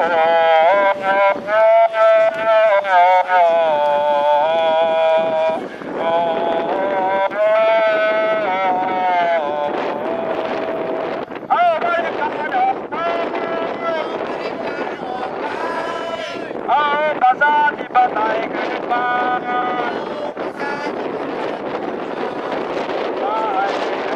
ภาษาคนลาวทั่วหน้ามีสิทธิเสรี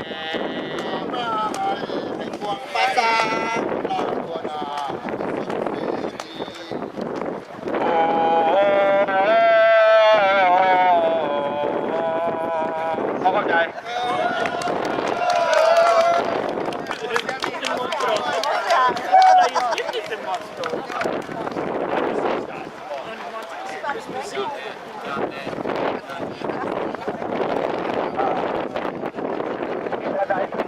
อยากจะมาแถลงการมาขวัญกันจัดมาได้มาได้ต้องการมาดูกันเป่ากันตอนแทนต้องต้อง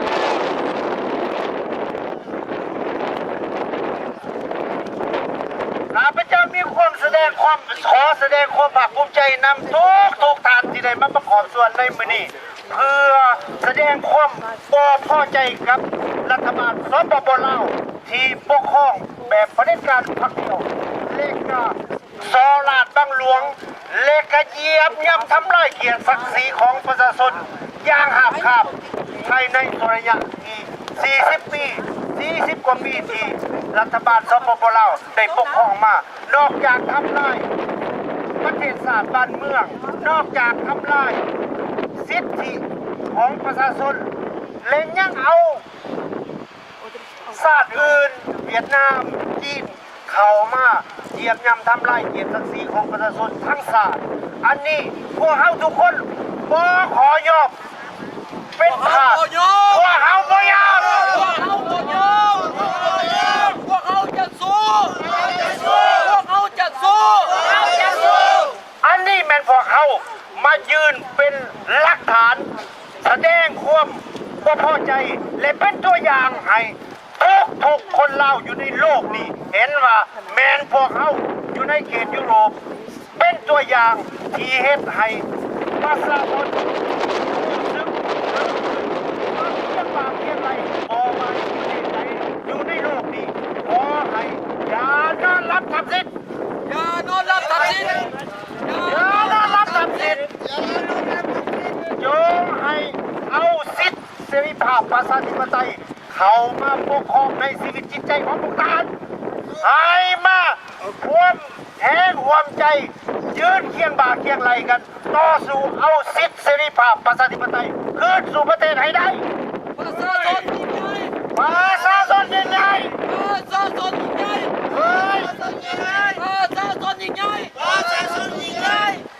นอกจากนี้ขอให้ถือเอาสุภาษิตว่าบ่มีภัยนอกจากคนลาวจะหักคนลาวด้วยกันเลขกันนอกจากคนลาวจะยืน เคียงบ่าเคียงไหลต่อสู้กู้เอาเกียรติศักดิ์ศรีออกจากอำนาจการปกครองของสปปลาวและนอกจากนั้นเองญาติพ่อข้าทหารเรือที่ว่าไม่ยึดเอาที่ต้นยอดหญ้าของประชาชนคนลาวหรือว่าทำลายผู้ผาป่าไม้เขตน้ำแดนดินของประชาชนบอนทำมาหากินตั้งแต่ดึกดำบรรพ์ของพวกเรามาขอจงบัดทุกคนจงช่วยกันปกป้องประเทศชาติบ้านเกิดเมืองนอกของเราดีกว่าเราหักเรา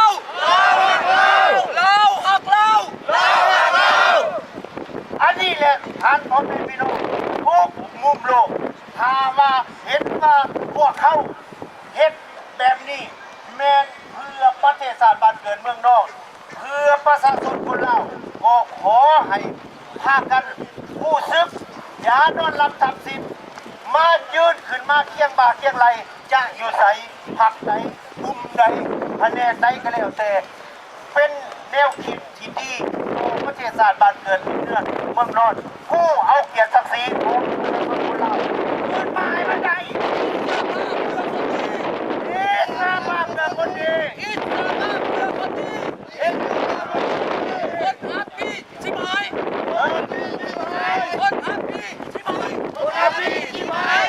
แต่นอกจากนั้นเองพวกเขาควรเป็นตัวอย่างที่มาท่วงเอาสิบลูกหลานของพวกไทยเฮาที่มาได้ออกมาเหตุการณ์ต่อสู้กู้ชาติเที่ยงบาเที่ยงไหลกับพวกเราที่ถูกจับและพวกที่ว่าถือจับกุมจับใช้สิทธิ์ของเจ้าของเองเพื่อประเทศชาติบ้านเมืองก็ยังนำเอาไปถึงทุกครั้งอันนี้พวกเขาก็ยังทำWhat do you want? Where? อันนี้เขาบ่ยอมทำเพราะว่าเกียรติศักดิ์ศรีนี่เป็นเกียรติศักดิ์ศรีที่ชาวโลกได้พากันที่จะทำเป็นตัวอย่างให้พวกเขาเบิดทุกคน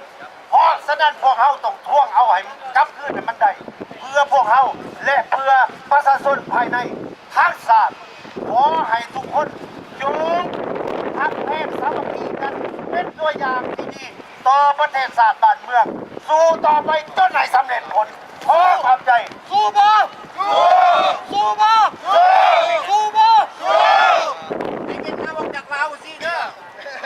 ขอให้ต่างชาติเวียดนามจีนออกจากประเทศให้ผู้นำเราจง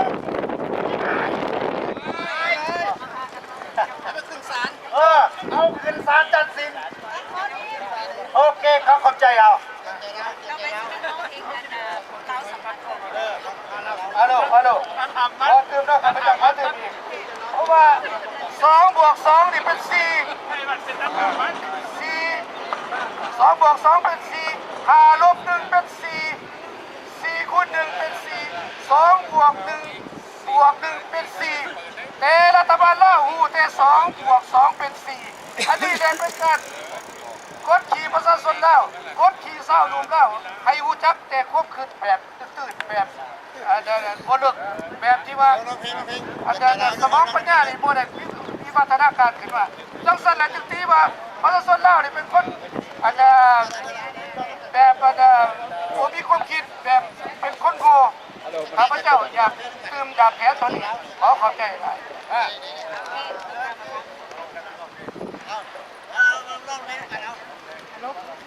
ฮัลโหลท่านต่อไปนี้พวกเราห้องเพลงกันอีกเนาะอันนี้เป็นบรรพบุรุษเฮาได้แต่งเพลงให้คนลาวเฮาเพื่อเป็นเตือนสติมันก็ว่าเพลงเตือนใจลาวเนาะท่านพวกเขาท่านห้องรวมกันเนาะเพลงเตือนใจลาวหยาดวงพงเผาเฮาดีเอ้ยลาวเฮาดีเอ้ยโอ้เอ้ยอย่ามาสึกโอ้ยากลำคาญการกินสิ่งนี้ผิดประเวณีหมดวิสัยขอไผ่ราวีที่ใดเกิดบ่หางใจเชื่อเหล่าเต่าไผ่กระสิ้นสูญไปได้เสียชื่อ วันเลือน้องพี่ทำยังจางใจการมองพงเขานี่เอ้ยเราเอานี่เอ้ยเห็นคือบอกเลยอย่ามาเสยขอยาตะการคือต้องมองไม่เป็นที่เสียใจไม่หัวแน่นให้หูเส้นนี้ยืนทันอย่ามัวฟังเชื่อเรานั้นต้องนึกตัวกันทุกเวลาหน้าที่ป้องกันประเทศเรานั้นในมันคงญาติวงเฝ้าเฮาดีเอ้ยเราเฮาดีเอ้ยเหตุคือบอกเคยอย่ามาเสยบ่อยากรำคาญทางที่ดีเลิศสุดแสนฟ้าเสือสมใจพองสาวเหล่าพี่น้องต้องหักแบ่งกันนั้นแสนดีสวยสาวเหล่านี้จนสิ้นชีวิตที่มันหมายเป็นตายห่วงดูเป็นสุขวันนี้ทั้งนี้ไปก็ขอบใจเนาะอันนั้นเป็นเพียงใจลาวเนาะขอให้ประชาชนลาวจงเจริญขอให้ประชาชนลาวจงเจริญประชาชนเป็นใหญ่เนาะประชาธิปไตยประชาชนเป็นใหญ่เป็นว่าประชาธิปไตยหากได้มาประชามีสุขทุกคนมีสิ่งบางก็ได้ให้ก็ดังคนดีผู้นำดีรักษาไว้ผู้นำจังให้ปัญญาดีไปสร้างจากแผ่นดินดีไป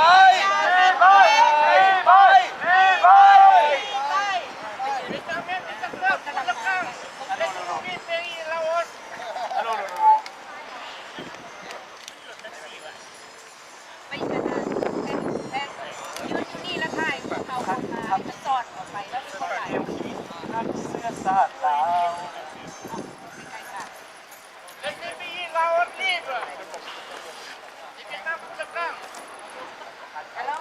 ฮัลโหล1 2 3ห้องขับขวดห้องกันเนาะหลังจากนั้นเอาห้องพูดซาดร่วมกันที่ค่อยสรุปปิดกันแล้วเวลาปิดแล้วเขาแก้เอาป้ายนี่นะเขาไปยืนขวางทางนั้นถ่ายเพื่อได้เห็นตึกสภาอยู่ข้างหลังเขาโอเคร่วมกันก่อนแล้วช่วงนั้นมีการเปลี่ยนแปลงในเราไปสู่ประชาธิปไตยอย่างรีบด่วนอย่างรีบด่วนอย่างรีบด่วนอย่างรีบด่วน Democracy change in Laos now now now now Stop Vietnam Communist in Laos now now now now ทวงให้เวียดนามคอมมิวนิสต์จงยุติการปกครองเราใน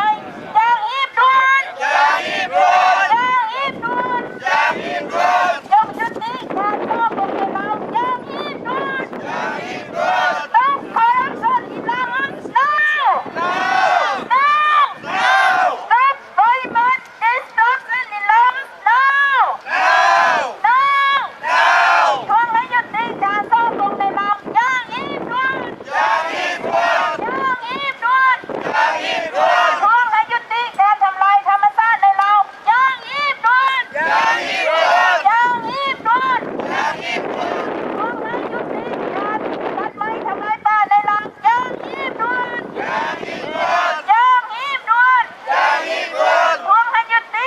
การสร้างเขื่อนในลาวอย่างบ่มีขอบเขตอย่างรีบด่วนอย่างรีบด่วนอย่างรีบด่วนอย่างรีบด่วนทวงให้ยุติการยึดที่ดินในลาวอย่างรีบด่วนอย่างรีบด่วนอย่างรีบด่วนอย่างรีบด่วน Stop land burning in Laos now now now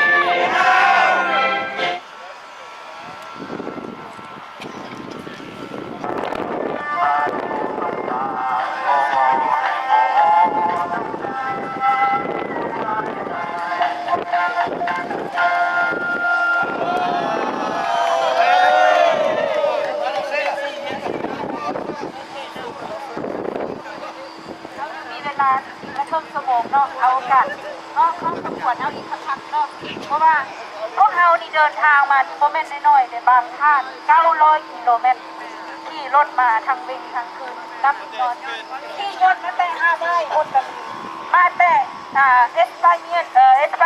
จากสปาเนียนพูดกันเนาะมาเมื่อนี้เขาใช้เวลานี่เป็นประโยชน์สุดเขาเวลาอีกเครื่องสมองเขากำปวดช่วยกันถ้าใดจากว่าก้าวเนี่ยก็เป็นต้นเหตุสถานที่นี้แม่นดินแดนที่มีอิสรภาพให้พวกเขาที่เป็นลาวอพยพ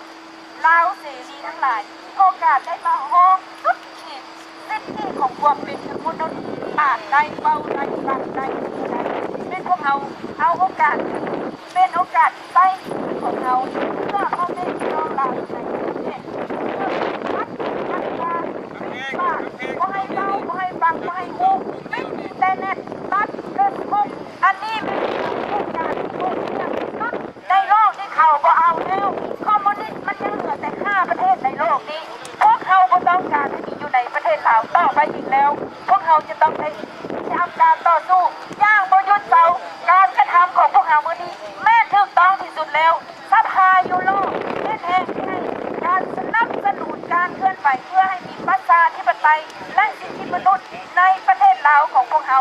แม่บอลที่พึ่งพาของพวกเขาในการต่อสู้ทางด้านสันติวิธีปัจจุบันเอามาร่วมกันต่อสู้มันนี้แม่พลังที่เข้มแข็งที่สุดทางด้านการเมืองในการต่อสู้เพื่อให้เกิดการเปลี่ยนแปลงในเราไปสู่ประชาธิปไตยพี่น้องถ้าใจมีครับเห็นใจกระเซินมาเก้าจะลดเครื่องที่งงต้นเขียนวันนี้เนาะ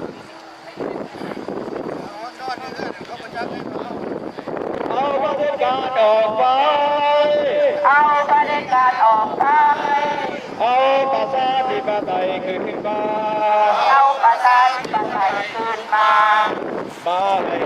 พวกประชาชนเราคนดีเสรีเอาประเด็นการออกไปเอาประเด็นการออกไปเอาประชาธิปไตยคืนมาเอาประชาธิปไตยคืนมามาให้พวกประชาชนเราสิทธิเสรีโอเคเนาะพี่น้องอันนี้กับมื้อนี้ก็เป็นพวกเขาก็เป็นโอกาสดีที่ได้มาร่วมแสดงความในกันวันนี้ก็มีความดีกว่าฮีมาฮีมาภาษาพี่น้องเราถูกแห่งออกตัวดินเราดึงย้ำดึงเขาเอาลูกขึ้นสูงอาวุธมีอยู่นั่นคือปัญญาเปิดหูเปิดตาของลูกให้กว้างตัวพวกเป็นธรรมนำพวกผู้นำพวกทรราชผู้วังอุบาทใครไม่ใครดีบ่อนอยู่ทำกินให้จีนให้เบียดผู้นำขี้เดียดพวกโจรของเมืองประชาชนคือเครื่องขาดสิทธิ์เป็นเจ้านับทางบาปเมาขีดเขียนวาจาไปวังสภาให้สาดเข้าหน้าดึงข้อกล่าวหาว่าคนโกดีให้ปล่อยดันดีสู้กันใจดันอย่าได้ขัดยันอย่าขังในคุกพิมพ์มาสอนคนกล้าอย่าได้พันธะเขาเป็นคนดีขอให้เขานั้นดีขอให้เขานั้นดีให้เดียวดีให้ปล่อยดีให้ปล่อยเดียวดีอย่าได้ลัดลีปล่อยเขาอีลีนับผู้นำอับปีตบเมืองไวโรดผู้นำตาบอดโกงโลกเขาที่มาตุเมาพี่น้อง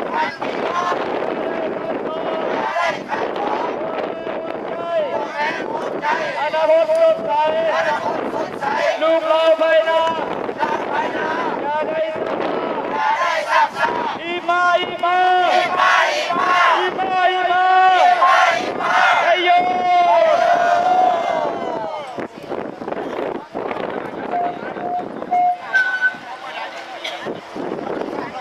ยังมีอีกคนเดิม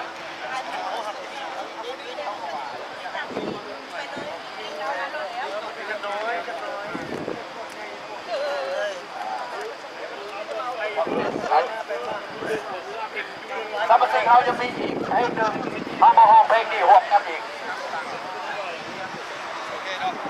โอเคเนาะขอจักคืนเพลงข้าพเจ้าแต่งขึ้นมานี้เนาะเพื่อเป็นงานโอกาสดีที่พวกเขามาพบกันที่คณะสมายุโรปมื้อนี้เป็นมิตรหมายที่ดีเนาะมื้อนี้พวกเขามาพบกันเนาะฟังเพลงมีบางคนซอยอันนี้คือว่าจะสร้างเป็นบรรยากาศที่ดีให้แก่พวกเขาและเป็นช่วงใหม่ที่ดีเนาะโอ้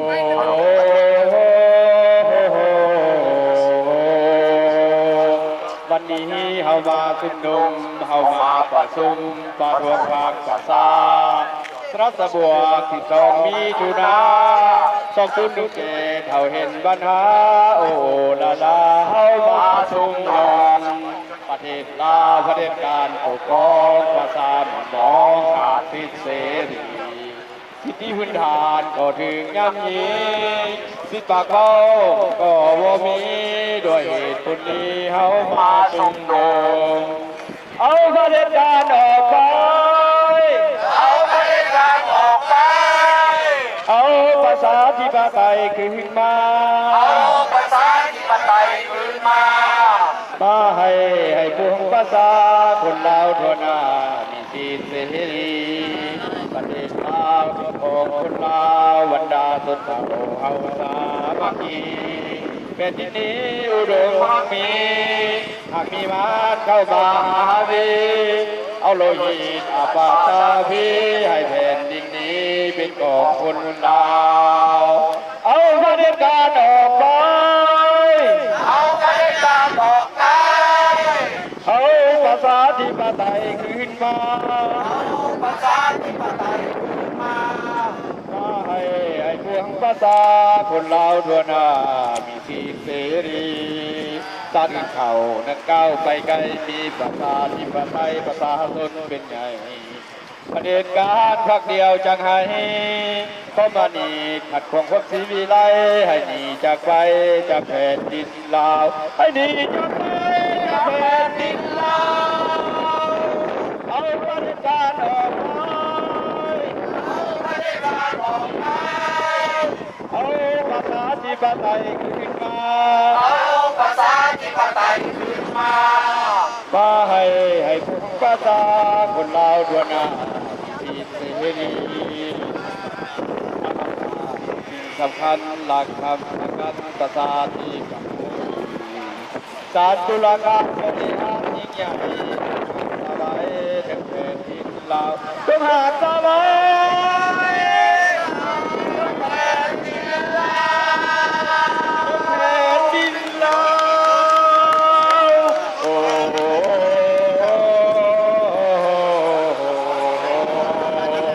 ก็ขอมอบเพลงนี้ให้แก่ประชาชนลาวผู้ที่มีน้ำใจประชาธิปไตยทั้งหลายเนาะตอนต่อไปนี้ขอให้คณะ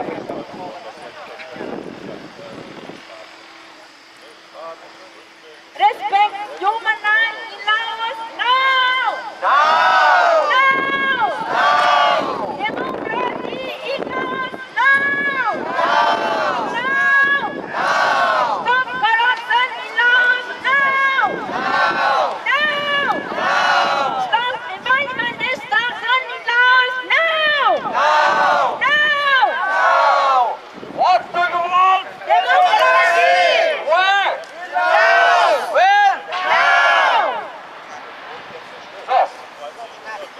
ต่อไปพวกเรามายืนร่วมกันประกอบพลังช่วยกันเปิดดนตรีขึ้นร้องเพลงชาติเพื่อส่งเป็นกำลังใจและแสดงถึงความรักชาติบ้านเกิดเมืองนอนของพวกเราร่วมกัน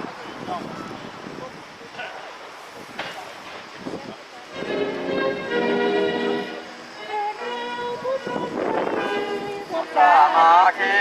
ของกันอาสาทำมาดีเราสักเราดีสาพวกมาพวกสา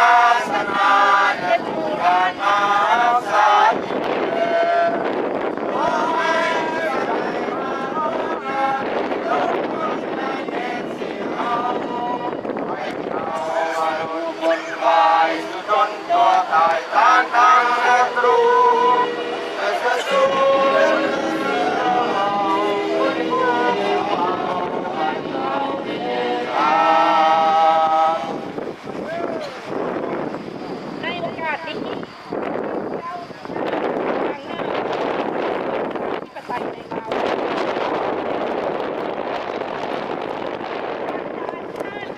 นักกีฬาชนนักต่อสู้เพื่อความเป็นประชาธิปไตยในเอกราชของชาติเราที่เดินทางมาร่วมกันเดินขบวนประท้วงอยู่ต่อหน้าสภายุโรปวันนี้ทางวันที่12 มิถุนายน 2017 การเดินทางมาประท้วงครั้งนี้มีบรรดาท่านมาจากประเทศต่างๆในยุโรปจากประเทศเยอรมันประเทศฝรั่งเศสก็จากปารีสมาร์ไซย์ลียงเมืองสตราสบูร์กดิชองประเทศฮ่องกงประเทศฝรั่งเศสและจากประเทศสวิตเซอร์แลนด์และบรรดาท่านจากการจัดตั้งต่างๆของเราอยู่ในสตราสบูร์กและเขตบรรดาท่านพ่อแม่พี่น้องเราทักษะทักความเป็นธรรมจากเขตโดยอยู่ในประเทศฝรั่งเศสและเจ้าภาพท้องถิ่นในเมืองสตราสบูร์กนี่เองนอกจากนั้นยังมีบรรดาท่านชาวเขมรเสรีที่เดินทางมาร่วมประท้วงให้การสนับสนุนช่วยพวกเราเพื่อนได้ส่งสารประท้วงมาด้านเป็นภาษาฝรั่งเศสในการสนับสนุนเพื่อต้องเห็นใจว่าพวกเราคนเราประเทศเราถูกเวียดนามคอมมิวนิสต์มากดขี่ข่มเหงประชาชนมีการกดขี่ก็ให้ประชาชนเรามีสิทธิเสรีภาพประเทศเขมรกำลังเดินทางไปสู่การเปลี่ยนแปลงสู่ประชาธิปไตยในเมื่อพวกมันสนับสนุนช่วยพวกเราสองชาติให้มีเอกราชอย่างสมบูรณ์บ่ให้เวียดนามคอมมิวนิสต์เข้ามาครอบครองพวกเราอีกพวกเรายังมีสาวสากลที่มาให้การสนับสนุนพวกเราขอบใจ Thank you just for Cooper your support for us Thank you Marcus Peter your support for us and thank you everyone support us ขอบใจทุกท่าน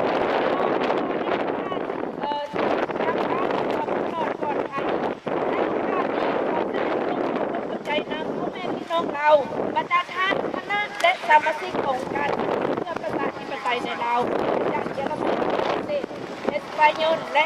สวิตเซอร์แลนด์พร้อมทั้งบรรดาท่านคณะและสมาชิกของการพันธมิตรเพื่อประชาธิปไตยในลาวจากทั่วโลกและพ่อแม่พี่น้องเราก็คือการจัดตั้งอื่นที่ได้ส่งสารประท้วงเสียงประท้วงน้ำใจเมื่อเย็นปัจจัยสนับสนุนการเคลื่อนไหวของพวกเราทางการอาหารการกินบอนอยู่บอนพักบอนเสาสถานที่ชุมนุมประชุมต่างๆการบริจาคการช่วยเหลือการร่วมเป็นร่วมใจของพวกท่านหลายการตั้งหลายคนหลายจิตใจคนลาวชาวสากลเป็นพลังแสดงให้เห็นว่าการต่อสู้เพื่อการเปลี่ยนแปลงในลาวไปสู่ประชาธิปไตยและความเป็นเอกราชนั้นกำลังเดินไปสู่เส้นทางการทำความใจชนะอย่างแน่นอนเข้าใจโชคดีทุกท่านขอยิ้ม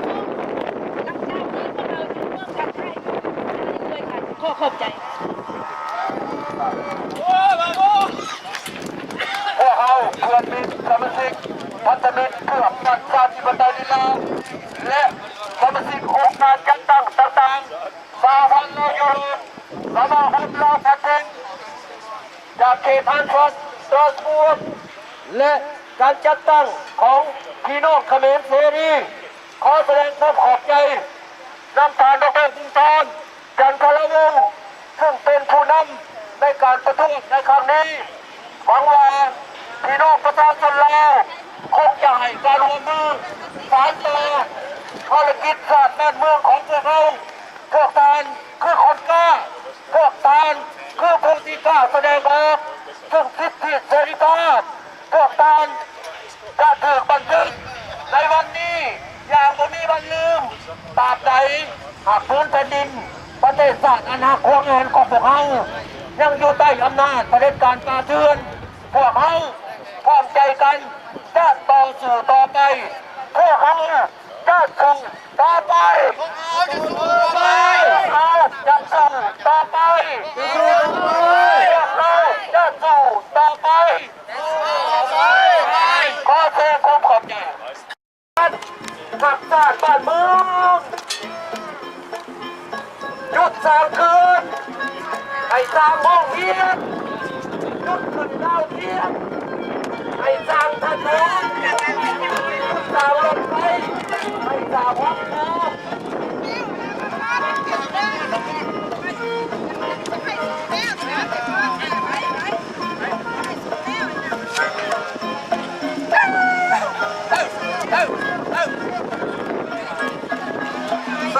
ชัยชนะที่จะมาถึงพี่น้อง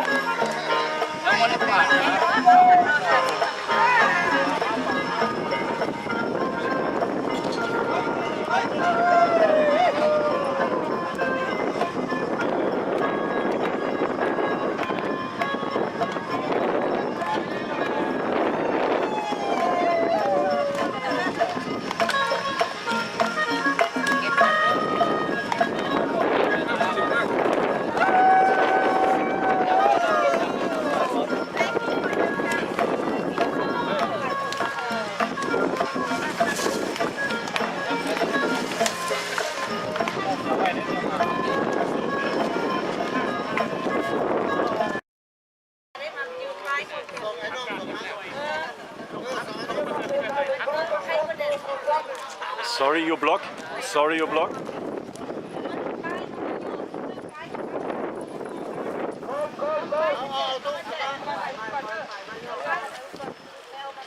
เอายืนเป็นดาบประธานทุกค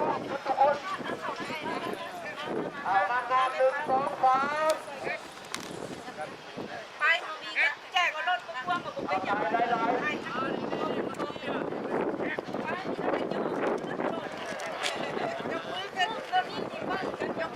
จากสาวหัวเฮาเปียวกันนะผู้สร้างสาวหัวแห่งไฟฟ้าแห่งประชาธิปไตย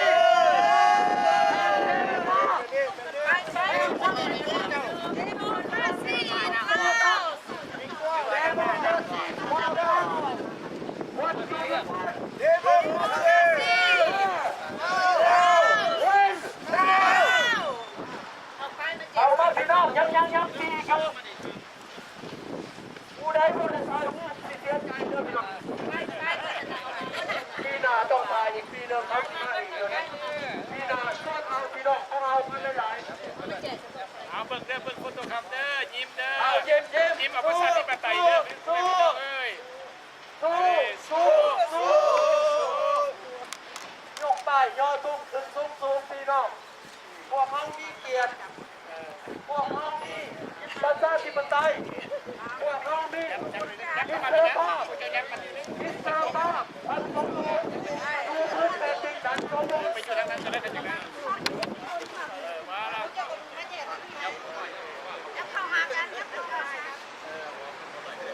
ผู้อยู่ทั้งหลังผู้อยู่ทั้งหลังใครเกิดไปทางหน้าตาโตมันตาโตเข้ามาด้านหน้าทั้งนั้นมามีบอกได้แล้วตัวได้ท้ายความสามารถก็เคลื่อนมา